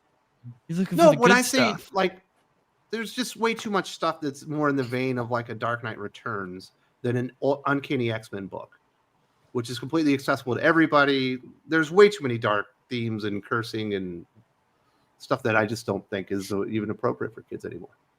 Maybe a they're too little expensive. of that, but I think it's a lot of it's very expensive. They're not really reaching kids where they're at, and there's just not enough good comics as well. Well, if you ask James Gunn, I'm betting it's because there's not enough orgy scenes. Maybe. Federico says Shining Diamond is right. Here in Italy, almost only old guys read comics and kids read manga. now even here repackaging Fantastic Four from Byrne in manga format. Ooh, It's very smart. yeah, it is. That is the preferred format. They, as far as the sizing model, and they're completely off scale when it comes to finding new readers because they've chosen the winner. Well, I mean, when you think of the Topolino and things like that are popular in Italy, they're digest size. So that stuff appeals to kids. It's smaller hands, smaller books. They that's what they gravitate towards. And Smaller because price. they're already manga, they're already manga fans. So they see that and they go, oh, this is what I'm into. They're not into the larger books. So we may see a shift. I mean, it may eventually all go that way because we're already seeing a shift. If you go look at the best sales rankings, the stuff that's actually making it there for DC or even Marvel in the top 20 selling books of the month, it's all the compact comic and premier editions, the manga size formats. Those are the only DC and Marvel books that are competing with manga. The only other superhero books are the TMNT, The Last Ronin stuff. And it's been doing that for like 4 years now. It's been crazy. So, yeah, it's not just an American thing. It seems like it's the worldwide. The kids have chosen the manga size. Speaking of reading stuff, we've got a new thing that's coming, or a new spin on an old thing. We've got the Chase variant coming to Marvel and DC. DC are going to have polybag editions with special foil covers for DCKO, and Marvel are going to have blind bags with special ratio variants for their Ultimate Endgame issue that's going to be coming out somewhat soon. Aaron, certainly as somebody that is a player of dolls, you love the dolls, you are very aware of this Chase variant scheme. Yeah, it sucks. Well, blind boxing sucks. It's like, this is just the latest gimmick. They've seen it work on the indie scene. It worked with Battle Beast, and they're going to try to take it, and they're just going to run it into the ground. Also, a foil cover, you can put it on a scale, and you can weigh which blind bags are the foil covers. So I'm sure there's some unscrupulous retailers that'll do that. It's another gimmick. It's another thing that they're going to do. It's red band. It's this. It's that. To get the same guys to buy multiple copies of the same book. It doesn't bring in anybody new. They don't know how to do that. All they know how to do is to try to dig a little further into the wallet of the people that are already there. So if you fall for it, or you're excited about it, I think you're falling for a scam, but that's, but it's up to you how to spend your money. It's not up to me to tell you. So if that's what you want, then go for it. DC experimented with this a couple of years back. There was a Marvel did too. The X-Men Gold 30, that was the wedding issue was supposed to be the wedding of Kitty Pryde and Colossus, and ended up being the wedding of Rogue and Gambit instead. There were J. Scott Campbell variants that were in blind bags. So people were buying multiple copies. There was a Harley Quinn thing that had like a regular, I think, Terry Dodson cover, but there were J. Scott Campbell variants for those as well, and there were two different variants of different ratios.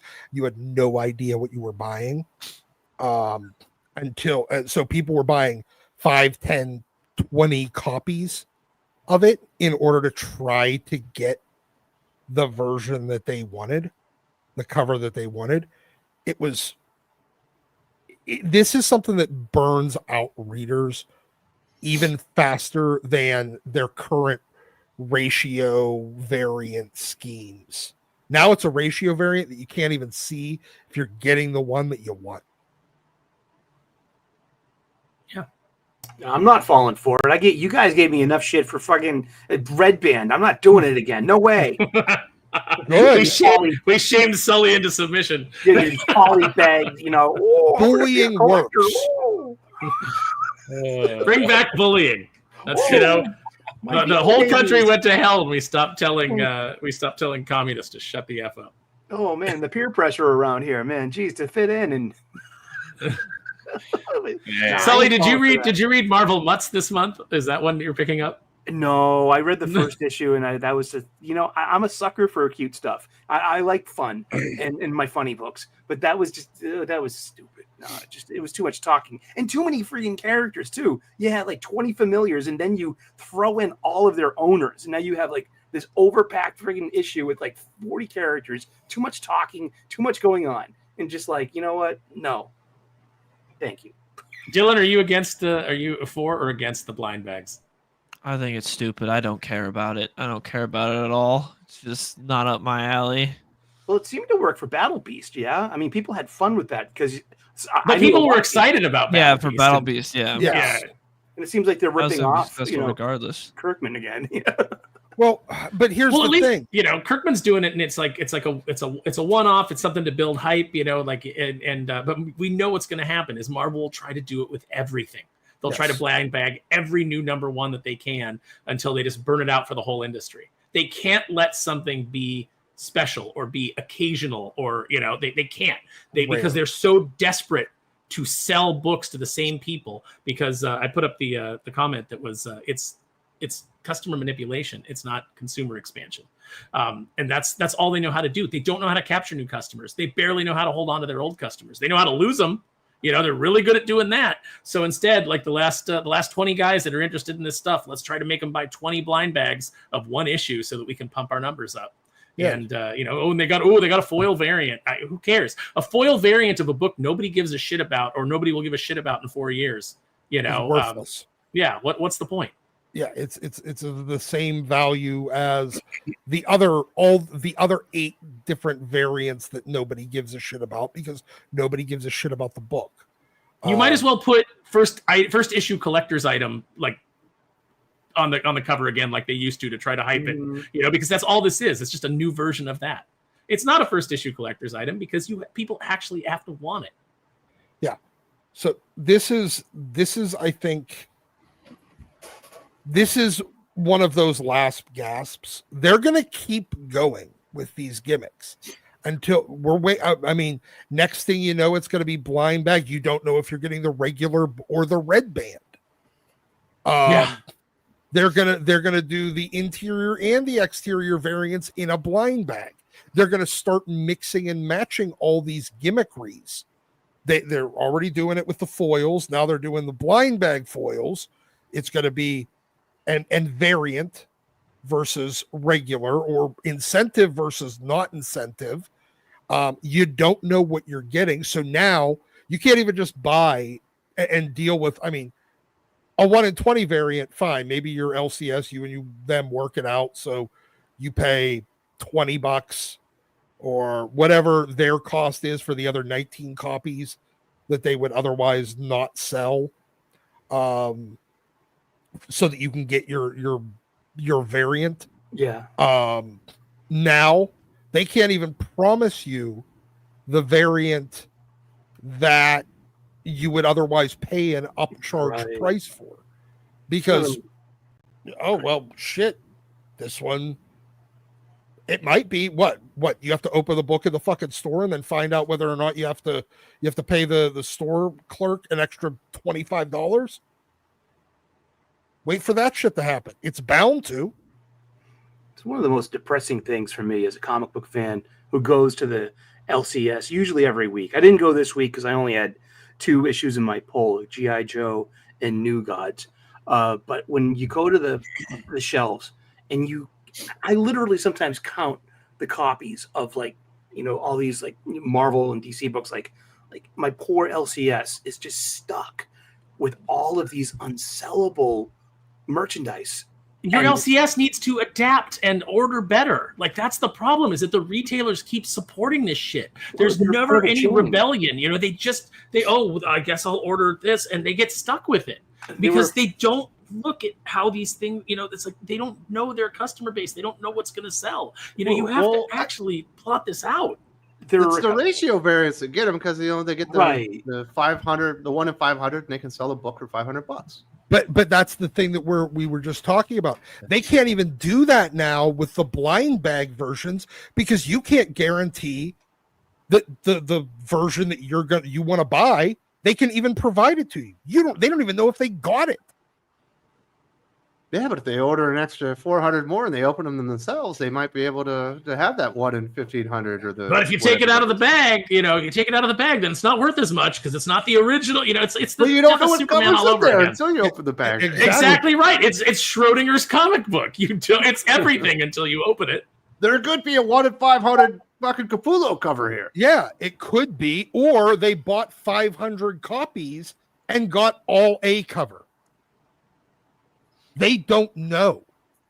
They can't even know which ones. They can't even know if they're actually not getting fucked by the publisher or the distributor. And there's not some dude in the back just holding on to all of them. It could be the McDonald's Monopoly I was game. exactly going to say that. It could be the fucking McDonald's Monopoly game, and nobody will ever know until it goes public. And somebody gets charged with a crime. And even that you didn't. How many people didn't know about the McDonald's Monopoly thing until like 10 years later? Well, the damage it happened is right done. on 9/11. We're right at 9/11 is when it happened. It went right out of the news, unfortunately. That was a big deal there for a minute. But I think this is going to be wildly successful, Doc. I think people are going to go and they don't get a cover they want. They're going to go buy another one. I don't, because they've already done this. They did it. They did it on X-Men Gold 30, the Kitty and Colossus wedding. It burned out, like they lost readers on it by 31 because of how many people got duped on it. They still have Harley comic Quinn. book readers at that point. They just have collectors and speculators for the most part now. I understand that, but they're not. You can only dupe people so many times. And honestly, the readers or the collectors and speculators, they're wise to the fucking game. It's the reason why. Otherwise, they'd still be just doing regular ratio variants, even 1 in 300, 1 in 500, 1 in 1,000. But those aren't working either anymore. I mean, there's guys that are going to be opening these on Whatnot and selling them. That's who it's really for, and for the people that fall into the I need to get that. Yeah, you're going to have a few people, but the number of people getting FOMO and being subject to that these days is so much lower than it was even 5 years ago, much less 10 or 15 years ago. Yeah, because you can pick it. That you can pick it up if you really, really want it. You can pick it up in a couple of years for nothing. Yeah, and it won't maintain any value. And if you're but at least the DC ones are foil.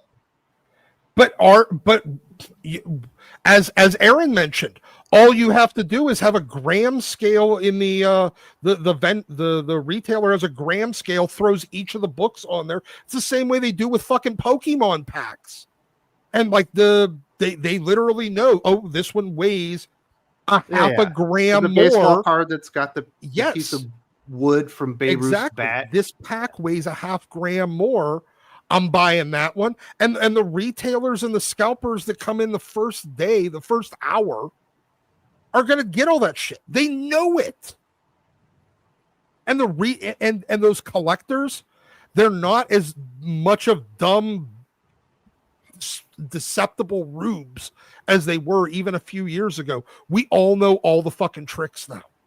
I think their problem is that they don't have kid readers, because my 10-year-old, like when he sees that there's a Chase variant of like the Harry Potter, there's a gold version that he could get, and he doesn't get the gold one, he wants to keep buying it until he gets the gold one. Like he falls for that stuff, hook, line, and sinker. Well, I don't know. In fairness, there's also a lot of women that are doing that with the fucking Labubu dolls right now. The Chase variants are huge. They drive Funko Pop sales. They drive everything. Yeah, how's Funko doing? Yeah. How is it? It lasts for a little while. It's like you can keep people on the hook for a little while, but eventually they wise up and they realize that they've been duped. Bad. Dylan's already probably set aside $100 to go and get some fucking DC poly. Yeah. Dylan already said it's stupid. I already asked Dylan. And he said it's stupid. Nah, he's doing it. This is for his generation. No, I don't care about blind bags. Not my thing. Variant covers have never been an attraction for me. And that's the thing. The variant attraction altogether is You buy the gone. variant because you know what you're getting. You like the artist, or oh, that's the cover that I thought was badass. Not like 100%. oh, what if I get the Scotty Young bobblehead kid cover when I wanted the Capullo cover? Yeah, or Yeah, what if I want the J. Scott? The only reason I'm buying this is because I'm a J. Scott Campbell collector. The last variant covers that I was getting for a series was I was getting all the Lee Weeks variant covers for Superman Lost, the Christopher Priest Superman series, which wasn't very good, but the covers were great. Lee Weeks, those covers were awesome, and I got it for like every issue. I'm a That was the sucker. last time that I was like, I want those covers. I'm a sucker for any Baroness variant cover for G.I. Joe. I'll put it that. Yeah, love them. Yeah, so you're probably the guy. But that's a most very susceptible to this specific. scheme. That's a very specific thing. Like you've narrowed it down to like one. You know, like yes, I will buy Baroness variant. Yeah, covers. especially No, but more Sully cheesecake. fell for variant interiors. Yeah, There's no way he's not falling for fucking polybags. I'm not doing it again. You But guys this take me out of it. This is exactly my point. Sully realized that he got had. Everybody Yes. realizes that moment where they got. This is just one giant long con, and you can only con people so many times before they can't be a mark anymore. And Marvel and DC are both running out of marks because they're not But it making new also- ones. It also speaks to like where they are. You got this big DCKO event. Scott Snyder's attached to it. The Absolute Universe, the hottest thing, but they still have to throw something on there to Yeah. increase the sales. Yeah, because their product can't stand on its own merit anymore under any circumstances. I miss when people used to read comics. I miss when the interior and what was going on with the characters and the story was the draw. I really It's miss sad that. I think because we should get DC back has to a lot of great stuff going on right now too. That Yeah, doesn't they need all really these do. gimmicks. Yeah. So many good titles. One thing I hate about DC has this thing with the cardstock variant covers, though. It's like it's a cardstock variant cover, but it's stapled on top of the A cover. And I'm like, that is completely weak sauce. That's not really a Yeah. variant cover, is it? That's what something the fucking LCS would do when they let's print our own cover and staple it to the real one. Yeah. Well, I remember about you had those Miles Morales ones earlier, last year or 2 years ago? Back in the early Black 2000s, there was Black Mask, and then in the early 2000s, it wasn't officially recognized until like many years later.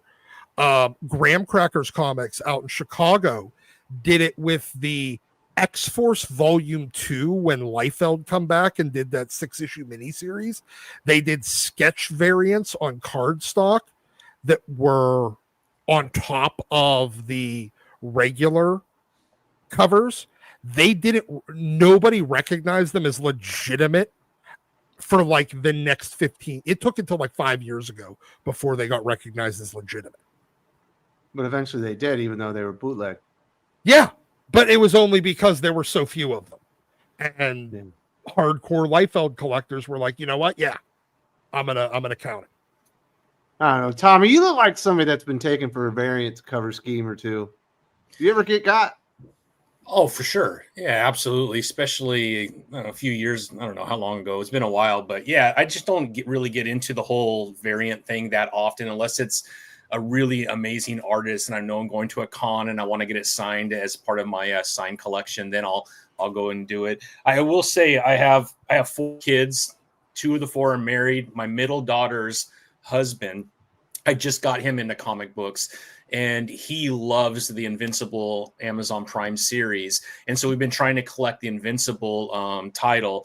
And when Battle Beast came out, those bags, he got like 4 or 5 of it. He had a blast opening up. He got the team up with Invincible and Spider-Man. So again, I feel like for someone like me, it's not my thing because I'm not into different covers, but I do feel like for some customers out there, it's like opening a pack of baseball cards looking for the, Jose Canseco rookie card back in the 80s when I was collecting, man. And you're going through it. Hopefully you'll find it. I could see that side of it. Again, I think the issue is DC and Marvel getting involved, and now they're just going to do it over and over and over again and destroy it. It should be something really special. It should also, what Battle Beast did, which I thought was awesome, is they had issue 2 in those bags. So if you got issue 2, you could read ahead before anybody else. I think that's pretty cool. Maybe autographs inside those blind bags would be pretty cool. But if you're just putting like all your covers that normally fans could get outside of the bag, and now you're trying to put them in the bag to create something, I think that's stupid, and it'll wear off really quick. And again, Marvel and DC will destroy it by doing this every single time they have an issue 1, so it'll get burnt out real quick. But I think there's a place for it, man. And it helped I tell you, my comic book shop, which is a really small one in the middle of nowhere in Texas, he sold a crap load of those. It really helped out the store. I think it's going to work. Well, it works because the last time anybody did it was that X-Men and Harley Quinn 2 that came out in within a couple of weeks of each other, like 8 years ago. Right. It was like, or maybe 10 years ago. That's because the last time it was done was 10 years ago. That's on like a mainstream-ish title. Mm-hmm. That's why it worked again this time. You're doing it every month, every couple of months. You're gonna kill all the interest, and they can't go backwards. Once you take this genie out of the bottle and make it a regular thing, you can't just go back to the 1 in 50s, 1 in 100s. The retailers are going to be like, no, I needed to be able to sell, 20 copies to at cover price to the same reader instead of selling 1 copy and an upcharged variant to that reader. He was bringing me more money at 20 copies. So they buy 20 blind bags to get the one that they want. Yeah. So it's going to force them into yet another gimmick. You're going to go for the next one. And I don't know what that next one is. Because every time I think they've reached the bottom, they prove that I merely have insufficient imagination. Next time in the blind bag, some comics won't even have covers. Be like, did you get one of the ones that didn't have a cover? Yeah, you get a remainder comic. But you could get a comic book with a cover. Or they'll get you blind bags where some of them are just 22 empty pages stapled together. It's just a blank comic. There's not even a barcode. There's nothing. It's just the paper bound. Well, that would be different endings. That would be a good issue of Excretional X-Men. Like this, yeah, that would be great if you could have 22 blank pages. That would be better what they're putting out every month. Seriously. Yeah, I mean, and then you can take it to and they'll market it as you can take it to the con and have your favorite artist draw the whole comic. Listen, guys, sketch interior variants, dude. Blank interior variants. Listen, it was Kevin Smith when he did the Clerks comic way back in the day before he turned into a colossal weeping vagina, where he predicted the interior variants, like he was talking about, like the because I guess they did it in like an issue of Fathom, like you could get like different pages, and he was like, yeah, interior variants are where it's at, man, and was ragging on it. And look, and then it became a thing. People started trying to do it. So Sully, you joke, but that's gonna happen. You've spoken it into existence. They're going to do it. So what is it out there that's working with people in the marketing psychology, Aaron? I know you do toys and all that kind of stuff. Those are all collectibles. What are they having to resort to generate interest in getting people to buy the same toy over and over again? I mean, there's still chase variants within. Dude, this is what it's going to be. You have to buy these 5 comic books in the poly bag. And in each book is a part of another comic. And if you buy them all, you get one full comic. That'll be it. Like, you have to staple it together yourself. It's just loose pages that you have to put together. And then, oh man, but the cover is a chase. So you got to keep buying additional ones, to try to get the cover to complete $4.99 to $29.99. Why? That'll be the Todd McFarlane thing. This is the gold label cover, and this is the platinum cover, and this is the gold platinum label diamond, cover, and this is your red platinum, like that's what it'll be. That's you what it'll say be. That. Hold on, we say that as a joke. Wildstorm did that on Gen 13 number 13. There was an A, a B, and a C, and each of them only had 8 pages. You had to put them together to read the whole comic. No. This is a more diabolical scheme, Doc. It'll be the return of Todd McFarlane to Marvel Comics, writing and illustrating a Spider-Man book. But it'll come in 5 parts, and in order to get your pieces of Todd McFarlane's Spider-Man that you're really excited for, you got to buy Jeff the Landshark. You've got to buy Exceptional X-Men. It'll be all dog shit comics just so you can buy the 5 of them and put the one comic you always wanted together. They did that actually with the lenticular variants, and they've done it with some of their variant ordering schemes in the past, where you had to buy like 200 copies of like America to order to be eligible to buy this variant. No, of this X-Men. is way more diabolical. I know, because it makes you buy 5 comics you would never put your hands on just to put together the one book you always want. No, I get it. I'm saying it's just a takeoff of what they've already done. Yeah. And they've already started exploring this space. That's just the next level. That's what they do in toys, right, Aaron? You got to buy all 5 of these Marvel Legends figures so you can put the Thanos together. Yeah, you can. I mean, when it comes to toys, it feels like a bonus because you're paying for the action figure anyway. And then what? Oh, it's a bonus. You get the it's because they'll charge you $25 whether it has a builder piece or not. You know, the retro card stuff doesn't come with any of that stuff. So it's like you're paying the same amount you are for the regular line, you know, for the retro card with no build-a-figure part. Whereas with the regular line, you can actually build that character. And generally, you know, as a Marvel, old school Marvel fan, and a guy who used to, like a kid that used to sit down and like pour through the handbook of the Marvel universe and be like, who's that guy? Who's that guy? You know, I have an attachment to like every single like lame character within Marvel. You know, it's like, oh, you're making a figure of the Corruptor. I want that. Oh, you're making Paste Pot Pete. I want that. You know, so like I'm going to build those figures. But with the comics, it would be diabolical because it would be like they'd give it some name, you know, because it's like we have Build-A-Figure, we had like Collect and Connect from Marvel. I don't know what McFarlane calls it on his, but you know, it'd be like Collect and Collate.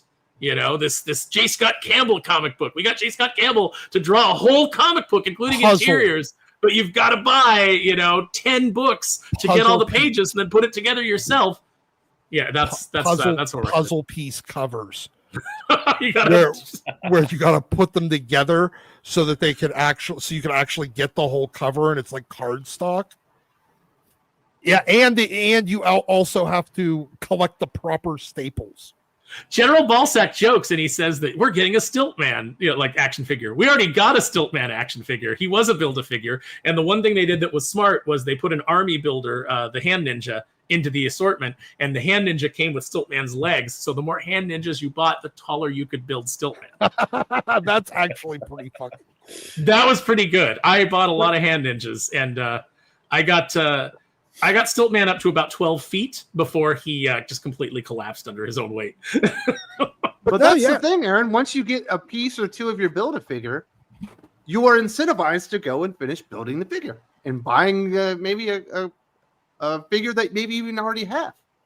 Well, I mean, there's figures that I bought, and then there's one that actually Doc helped me complete, even though I didn't really want the figure, but I had all the other parts. Exactly. So it was like at Ollie's, Miss Marvel showed up, and she had the last build-a-part I needed for Totally Awesome Hulk, who was not a character I really wanted to build, but I was like, I had everything else, and it was like, all right, fuck it, I'll put it together. Yeah, exactly. I'll put it together. But yeah, this is the kind of they are going. You're going. We say this all in jest, but every single one of these gimmicks is something that I guarantee, it doesn't matter how asinine we all think it is, they're going to try to do one of these. It might fail, but they're probably going to try it at some point. Fuck it, Aaron. You should do it first. Do your Build-A-Comic, kneel before Doomface. You can get part of a special Phantom issue that does truly exist unless you get all the pieces of the comic book over 4 years. I already feel bad because I feel like we did too many variant covers on Kneel Before Doomface. You know, like I was so excited about the book, and I was so excited about the different characters and things like that. I wanted to show off a bunch of stuff. So for campaign 2, I'm thinking that we scale it back. We scale it back to just a couple of covers. In a build. I felt kind of bad. Yeah, I don't like to feel like I'm taking advantage of the customer. You know, it's like it's really about getting people in and having them read the 4 covers, mm-hmm. 4 Build-A-Comics. If you get 1 cover, you get 6 pages. And once you get all 4 of them, you get the full 24 pages, and you incentivize people to get all 4 of the covers. I'll do a different variant Colonel Silverstreak PSA in each of the 4 books. How about that? You know how much money you can make if you did it by panel? Oh my god! That's even more. That's Puzzle the panels. next step, where you have to buy 1,000 comics to get, and they're blind bag. The panels are blind bag, and they just come as trading cards that you put together. And You have to buy like a hard plastic comic book page and then put the panels in with the trading cards. Exists. Slap your trading cards, and on the backside there's like a big poster that you put together. That exists. No, this is the comic. This is the story. Each one is a comic book panel, and you have to put them together in the right order. Yeah, you each panel is 9 different trading cards that all Man the Kryptonites. And they also now sell the empty, so that you put it together. It's already bound together, so each of your pages kind of remember like back in the day, some of the Marvel trading cards that were basically just a 9 card pinup. When you put them all together and put them in those like trading card, remember the trading card books that we had for baseball cards, and that had 9 slots on it. But if you put them all together, it was one giant pinup. They'll do that, but there's no gaps between them, and all of the cards click into place, and then it flips, and you have a comic book out of it. What about this one, Aaron? Maybe you get the interiors in one of your Build-A-Comics, you get the cover in another Build-A-Comic, and then you get the word balloons in another one. And you gotta put them in there you go. I like that.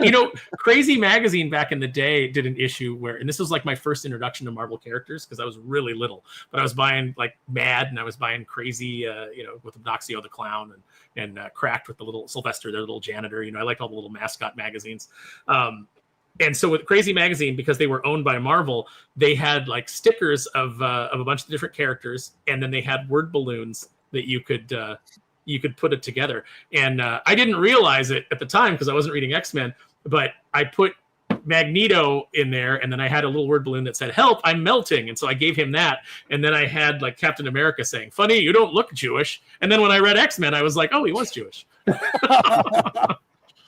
But no, you're going to see them. They are going to keep experimenting with every single sales gimmick because they're at a point where nobody's buying the comics to read them. Maybe they could buy Jack Kirby's like work desk, and then they could cut it up into little bitty pieces and implement it into a cover. And then you could own a piece of Jack Kirby's drawings. And if you buy enough of them, you can put Jack Kirby's desk back together. It'd be difficult.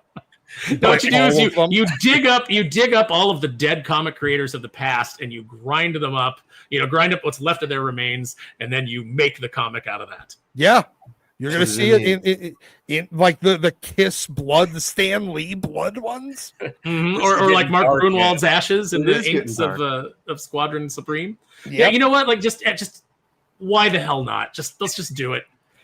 Just be as despicable as humanly possible. It's not like they can get more terrible as people or as crass marketing, but fuck it, go for broke, guys. Blind bag James Gunn orgy variant. Yes. You might get the naked variant where all of the characters are just fucking for 22 pages. Oh, if Milo Manara is doing it, I'm in. This conversation's Milo Manara? Control. Yeah. Yes, please. Yeah. Time to rein this some bitch back in. We let Doc freestyle for too long. He's going too far. I'm encouraging him. I'm enabling him. Variant. But I don't know, Dylan. What do you think the next big scheme is? What are they working on with Gen Z right now to make you buy stuff you don't want? I have no idea. I buy comics and that's it. Would you buy a Mad Libs version where you got to write your own dialogue for the comic book? And then there was a contest. Whoever had the best dialogue is like the official dialogue for the book? No, I don't care about that at all. Planning Good Times in the chat says that we could use Leah Wilson's Leah Williams hair dye. Generic ideas. Yeah. There you go. We had a little fun. It went a little too far, but I think we made our point. No such thing. It didn't go Peacemaker season 2, episode 1 too far, but The Omega Man says, I agree with Dylan. When I first got into comics, specifically avoided stuff like Marvel Adventures and went for Blackest Night and Daredevil. Yeah, I think a lot of us did. Like our parents might, like if we were like 8 and our parents were like getting us comics, they'd get us fucking Archie and Marvel Adventures. And then the first time we had to choose, we're picking Batman, Superman, ASM, and X-Men off the rack. Yep. Yeah, no, I was reading, like I started out with Archie, and I still collected like some of the, obviously some of the Gold Key, or I'm not Gold Key, but some of the Disney books that were being put out by Gladstone and everything like that. I still bought those, but I was buying X-Men, I was buying Daredevil, and then I was buying Bill Willingham's Elementals, and then I actually was buying Faust. So, it just tells you like, you're looking for that edgy thing. Like I remember reading Elementals and thinking like, oh, this is so mature, like I'm a man now. I'm gonna get yelled at if mom sees this. Yeah. It's like I remember because my stepdad, when I put Faust on my list, just because I thought I saw like the character and I was like, oh, it's like a Batman / Wolverine, like really gritty, violent. And I remember I put it on my list, and when I went to pick it up, my stepdad was with me, and the comic shop guy goes, you should take a look at this before you pick this up for him. We put it in his box, but we wanted to have a conversation with you. And my stepdad like flips through it, and I did see him go like. He was like, I don't know. And then he was like, all right. He's like, he goes, I'll buy it. I'm going to read it first. And then, if I let you read it, we'll have a talk about it. And that was how I got that issue of Faust. Federico de la Casa says, here at Lake Comocod, where U.S. artists earn tons of money for commission because nobody hires them or did the J. Scott Campbell route, it's a loss for comics. It is. That seems, honestly, even the ones that are working professionally, they make more money these days doing covers or commissions than they do as monthly artists. Adam Hughes, I remember this was like 15 years ago. He basically stopped doing any interiors because he was making so much money on commissions and covers that there was no point in it. Yeah. Well, the point is, Doc, interiors suck too much. Well, they're a lot more work. Well, they are. I mean, they're also too expensive, so they're outsourcing the hiring all over the place, anywhere but America. Well, and listen, here's what's going to happen is like everybody's terrified of AI. If you work in the corporate sector, if you work in corporate comics or in corporate art, yes, you're going to be replaced by AI. It is inevitable. These companies are going to do it. So, but like, there's no pushing back on it. You can't fight it. It's going to happen. It's the car replacing the buggy. You're going to get replaced as a commercial artist. So what artists need to be doing is they need to be creating their own IPs. They need to be going out and doing their own thing where no AI will ever touch it because you are in control of it. But if a corporation is in control of it, you're going to lose your job. So you need to be out there in the, instead of spending all your time debasing the fans and insulting them and calling them names, you should have been building a rapport with the customer. And, you shouldn't have hated them because they are your lifeline. If you want to do art, the customer is your lifeline, and there'll be plenty of people that go and they buy the AI slop and that's their money. It's their right. More power to them. I have nothing to say about that. I'm not afraid of AI because AI is never going to touch Kneel Before Doomface. I own that property, and I will create more properties that I own and I will employ artists to draw them. So if you're working in the private sector, direct to consumer, you have a lifeline. If you're holding on to corporate comics, you're going to be replaced. Baja Cat, the only demo Marvel and DC really have left are collectors. And with this Chase variant garbage, they actually managed to find a way to piss them off too. Yeah, they're going to. I mean, look, they've been pissing off the collectors, and it's just a question of to what degree and whether or not the people that are pissed off are worthwhile. It's been a race to zero for these publishers for a while with all of their collector manipulation gimmicks. It's okay, you burned one this month, one next week, two the week after. And eventually, you're not bringing in new ones. There's not new collectors to replace that one you just burned out. What are you talking about? Tommy just got his son-in-law in. Yeah, but Blew his whole wad on Invincible or Battle Beast. Okay. Yeah, but is it a? Will it be one where he's going to buy every cover? No. Yeah, he can't afford it. if I'm like, they burned me out on X-Men whenever I will buy every single cover of every single issue until they took advantage of that. $1,500 of your money. Yes, until they took advantage of that. And then I said, nope, I'm out. Do you know how many? I can guarantee there were 0 people in line to replace me for that just that day decided to become the I will buy every cover of every X-Men comic. There was nobody behind me to do it. I don't think anybody new would do that.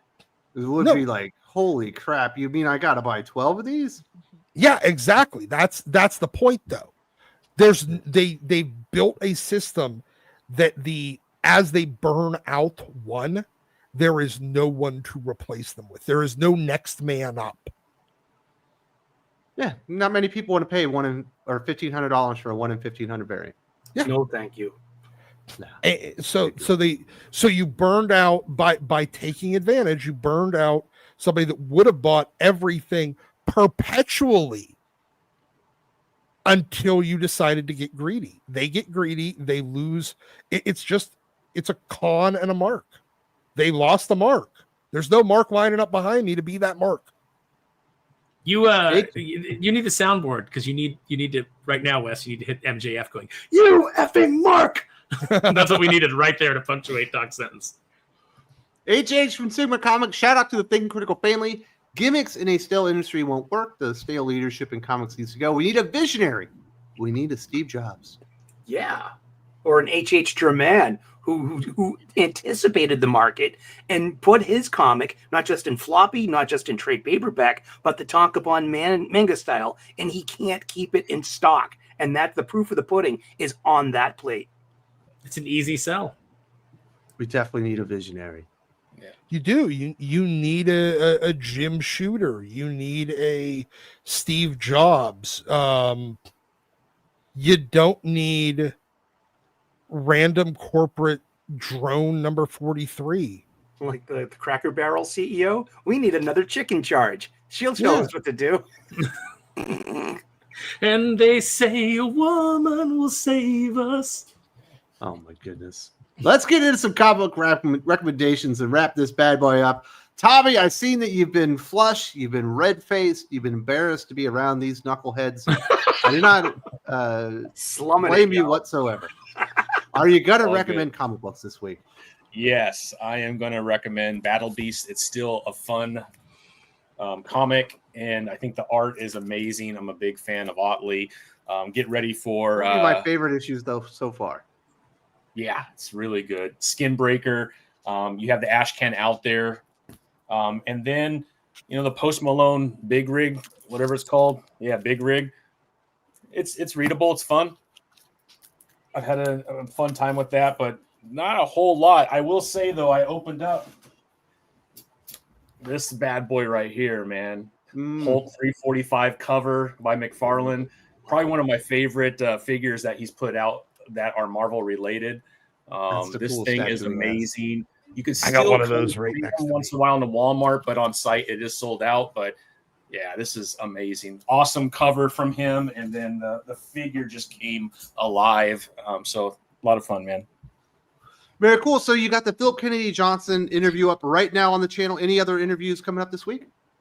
Let's see. Sarah Frazetta is going to be on, so we're going to be talking Icon Collectibles and their line of figures that they're producing that brings all the Frank Frazetta covers that he's done to life, like Vampirella, Conan the Barbarian.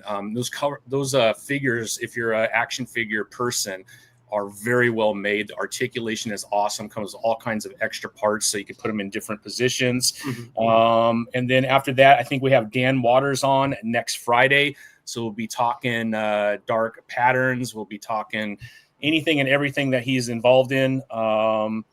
And those are the ones that are coming up. But like I kind of read off earlier, we have a lot of interviews over the next 2 months coming. So stay tuned. If you follow me on Instagram at World at War Comics, and you subscribe to my Instagram, which is free, I always give you everybody that I am having on the show early so that you could see who's coming on and when they're coming on. Very nice. And he just had Rini on. So if you're a big fan of Rini and Fiendish, definitely check it out. And who is awesome. How do you not like Rini? And Tommy, could you give Sarah Frazetta my phone number, please? Yeah, get line, buddy. Last time I had her on, man, I had to like block comics, man. They're like so inappropriate. Like, dude, doing a live with her is rough. Very nice. So Dylan, you were trying to set us old timers. You still call us boomers? Boomers works. I'm not a boomer. I'm Gen X, straight. baby. I am Gen X. It doesn't bother me anymore. Same difference. Not the same difference at all. we didn't ruin everything. You recommending any books this week? Yeah, I got a couple books. I got Battle Beast. New issue of Battle Beast was good. Enjoyed it. We got a new issue of G.I. Joe. We got the end of this was great. The end of that, we're setting some things up. We're finally getting some things in motion. New Absolute Batman was really good. I liked it a lot. We got Clayman on here. So Clayman, unshackled from Tom King's basement, got to work with a good writer for an issue. So that was cool. New issue of Hyde Street. Love this. Ivan Reis is still one of the best in the industry. He's so good. I really like Hyde Street. And then my pick of the week was Escape #1, which was really good from Rick Remender. And also some cool stuff in the back.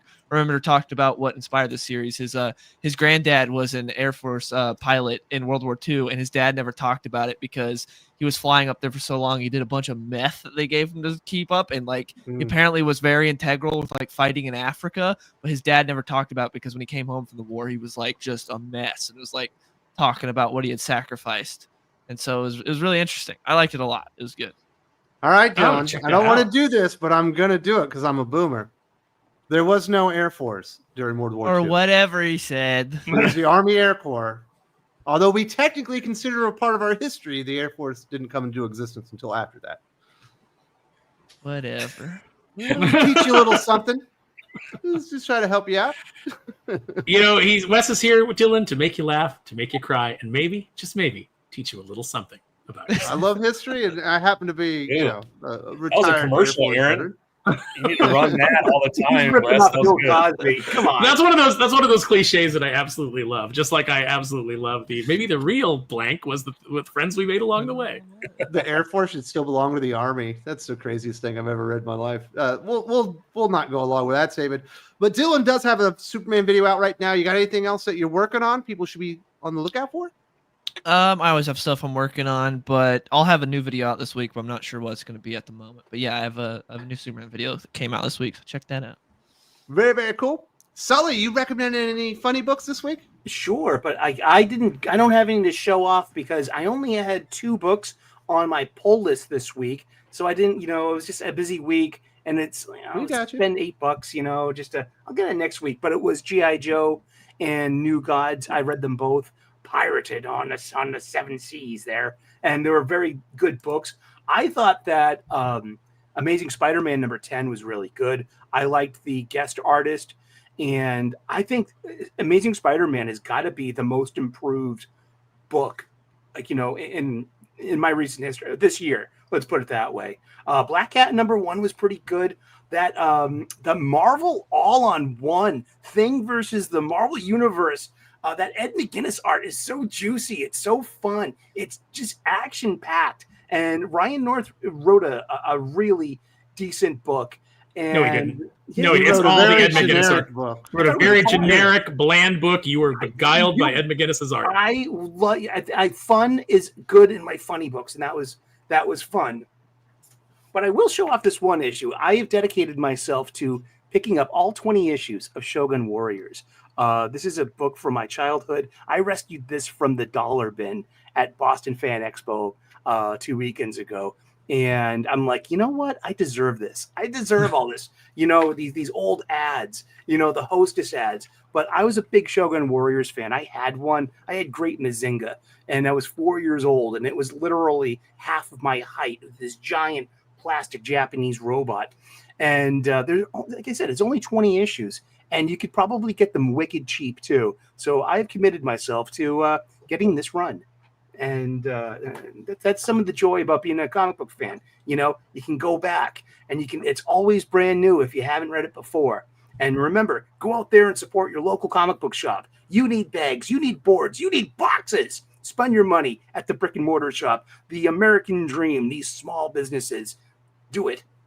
And thank So you very didn't much. go to your local comic book shop this week? This week? I mean, just come on, man. So wait a minute. Sully's a phony. He's a big fat phony. That was so funny, Wes, because it was so unnecessary. I love it. I'm a simple deep tourist, and you all know it. I'm being called out for being a phony. General Balsack is right. We had to body Sully for a couple of those takes. No way, man. You like what you like, man. You can eat pineapple on pizza. You too can like Jeff the Land Shark. You can eat pineapple on pizza, but friends do not let friends read Ryan North. Yes. All right, Sparrow. You recommend anything? Dylan already ran through all my recommendations and gave me one that I didn't know about in Escape. So I am definitely going to head back to the comic book store and pick that up. I want to check that out. You're going to love it. Did you get to read Transformers last week, Sparrow? I have it, but I have not read it yet. So That's I've got the to fucking heat. That's been the best book this month. Yeah, you told me that like I was going to be like, ooh, damn. So that was I'm excited about like where it's going. Like I'm looking forward to Kirkman and Dan Mora taking over that. Like the art that's coming out looks just absolutely phenomenal. So I'm excited about that. But I'm going to use my time to just say that General Balsack was asking in the chat. He's like, Kickstarter confuses me, and I get it. It is rough sometimes to like navigate Kickstarter pages, but if you pick a cover and you just pledge, you'll get Backer Kit, and Backer Kit will allow you to add on. So if you're confused by any of the tiers and you're like, let me just grab one book, and then Backer Kit will come out and it'll have just a listing of everything else you can get, and you can make decisions there. So you don't have to know what you want all at once. So I appreciate you guys. Go check out Fiendish. Go check out Phenomenova. I'm going to recommend some of our Thinking Critical family, their Kickstarter projects. Go check those out. Those are closing out soon, and they deserve your support. They're doing great work. And Aaron suggests that you listen to Dylan's recommendations because he was right on the money. Because Dylan nailed it. Everything I had on my list, Dylan had on his. Last but not least, Doc, you recommend any books this week? Well, yes, I think so. And I'm going to try something here. I'm going to see if bisexual add orgy. My phone. I'm deciding to just use my phone for my recommendations now. So, Incredible Hulk 377. This is the second print, so it's like a image reversed because the original one has the neon green background and the black silhouette. So this is a black one with the neon green silhouette. I've always thought this was a really, really cool second print variant. So I'm going to recommend you try to find that. I'm going to recommend Immortal Iron Fist by Brubaker and Fraction. Matt Fraction is still a very mediocre, talented hanger-on. Everything that he's ever done that's worth a damn, it's been when he was getting coattail riding for Ed Brubaker. Ed Brubaker definitely does the heavy lifting in this. This is an introduction of so many of the cool aspects of the Iron Fist that were added in the last probably 2 decades, instead of him just being kind of generic cool design but nothing to him kung fu guy. So I'm going to recommend that. I'm also going to recommend Uncanny X-Men 275, also a second printing. So it's the 275 second print. It's got the gold logo at the top. This was something that a lot of people, this was their regular thing back in the day. They do a gold background or the gold logo at the top. So check that out. I'm also going to recommend, see, I got one of those Hulks too. He's back there. So cool. That's awesome. It is. It's so cool. And just so you know, Doc, I got Hard Knocks because of you, man. And it's great. I love that series. It's a good, fun series. Thanks for recommending. Yeah. And then finally, I'm going to recommend Uncanny X-Men 98. See, this is the 30-cent price variant. Ooh. They did these, and Wes, back in your day, back when you were back in Kansas City, they did a couple of price variant runs where it was 3 issues, 98, 99, and 100 at 30 cents when the regular book was 25, and then I think 106, 107, and 108. But they did them in the Kansas City market to test and see whether or not the book could support it. And they after those 3 issues, I feel like it was a waste of time to test it because they just did it on issue 4. So, but 30-cent price variants. These price variants are kind of hard to find because they were only available in small markets. So that is what I have this week. I have one more recommendation, actually. Since Tommy got to recommend a toy, I want to recommend a toy. I bought the mutant module from Teenage Mutant Ninja Turtles. Look at that. There we go. Baby. Look at that baby. And as near as I can tell, this is pretty damn identical to the original toy. I got to bust out my vintage one and make sure, see if there's any differences, but I cannot tell. It is, it's absolutely fantastic. So very cool. And I just want to point out that Doc went out there and chastised everybody for falling for all these schemes, and he's got the inverse reprint. That's the color. It's just the second printing. That's why I said that's a variant, Doc. It's just the second printing. It's a variant cover. You felt a variant cover. Doc's not against variant covers. He owns every variation of the X-Men books. Like, I have an issue with gimmickry and greed on the level of ratio variance and the level of schemery. Back in the day, these second prints, it just came out 3 weeks after the first print. Did you get the one with the pink one? What pink one? Isn't there a pink background with the Black Hulk? No, not on 377. Maybe on one of it might have been an homage that somebody did, probably on She-Hulk. I'm just saying, Doc, you won't want anybody else to have the fun you had. The third print, there was a third print, but it was a slightly different color green. It was basically the first print again, but it was a slightly different shade of green on it. But with the same black silhouette.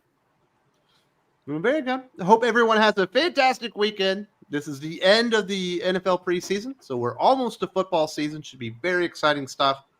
Yeah. Hey, if six people could smash the like button and get us to 100, that would be awesome. That would be dope. Yeah, you should definitely do that. But I will see y'all. Let's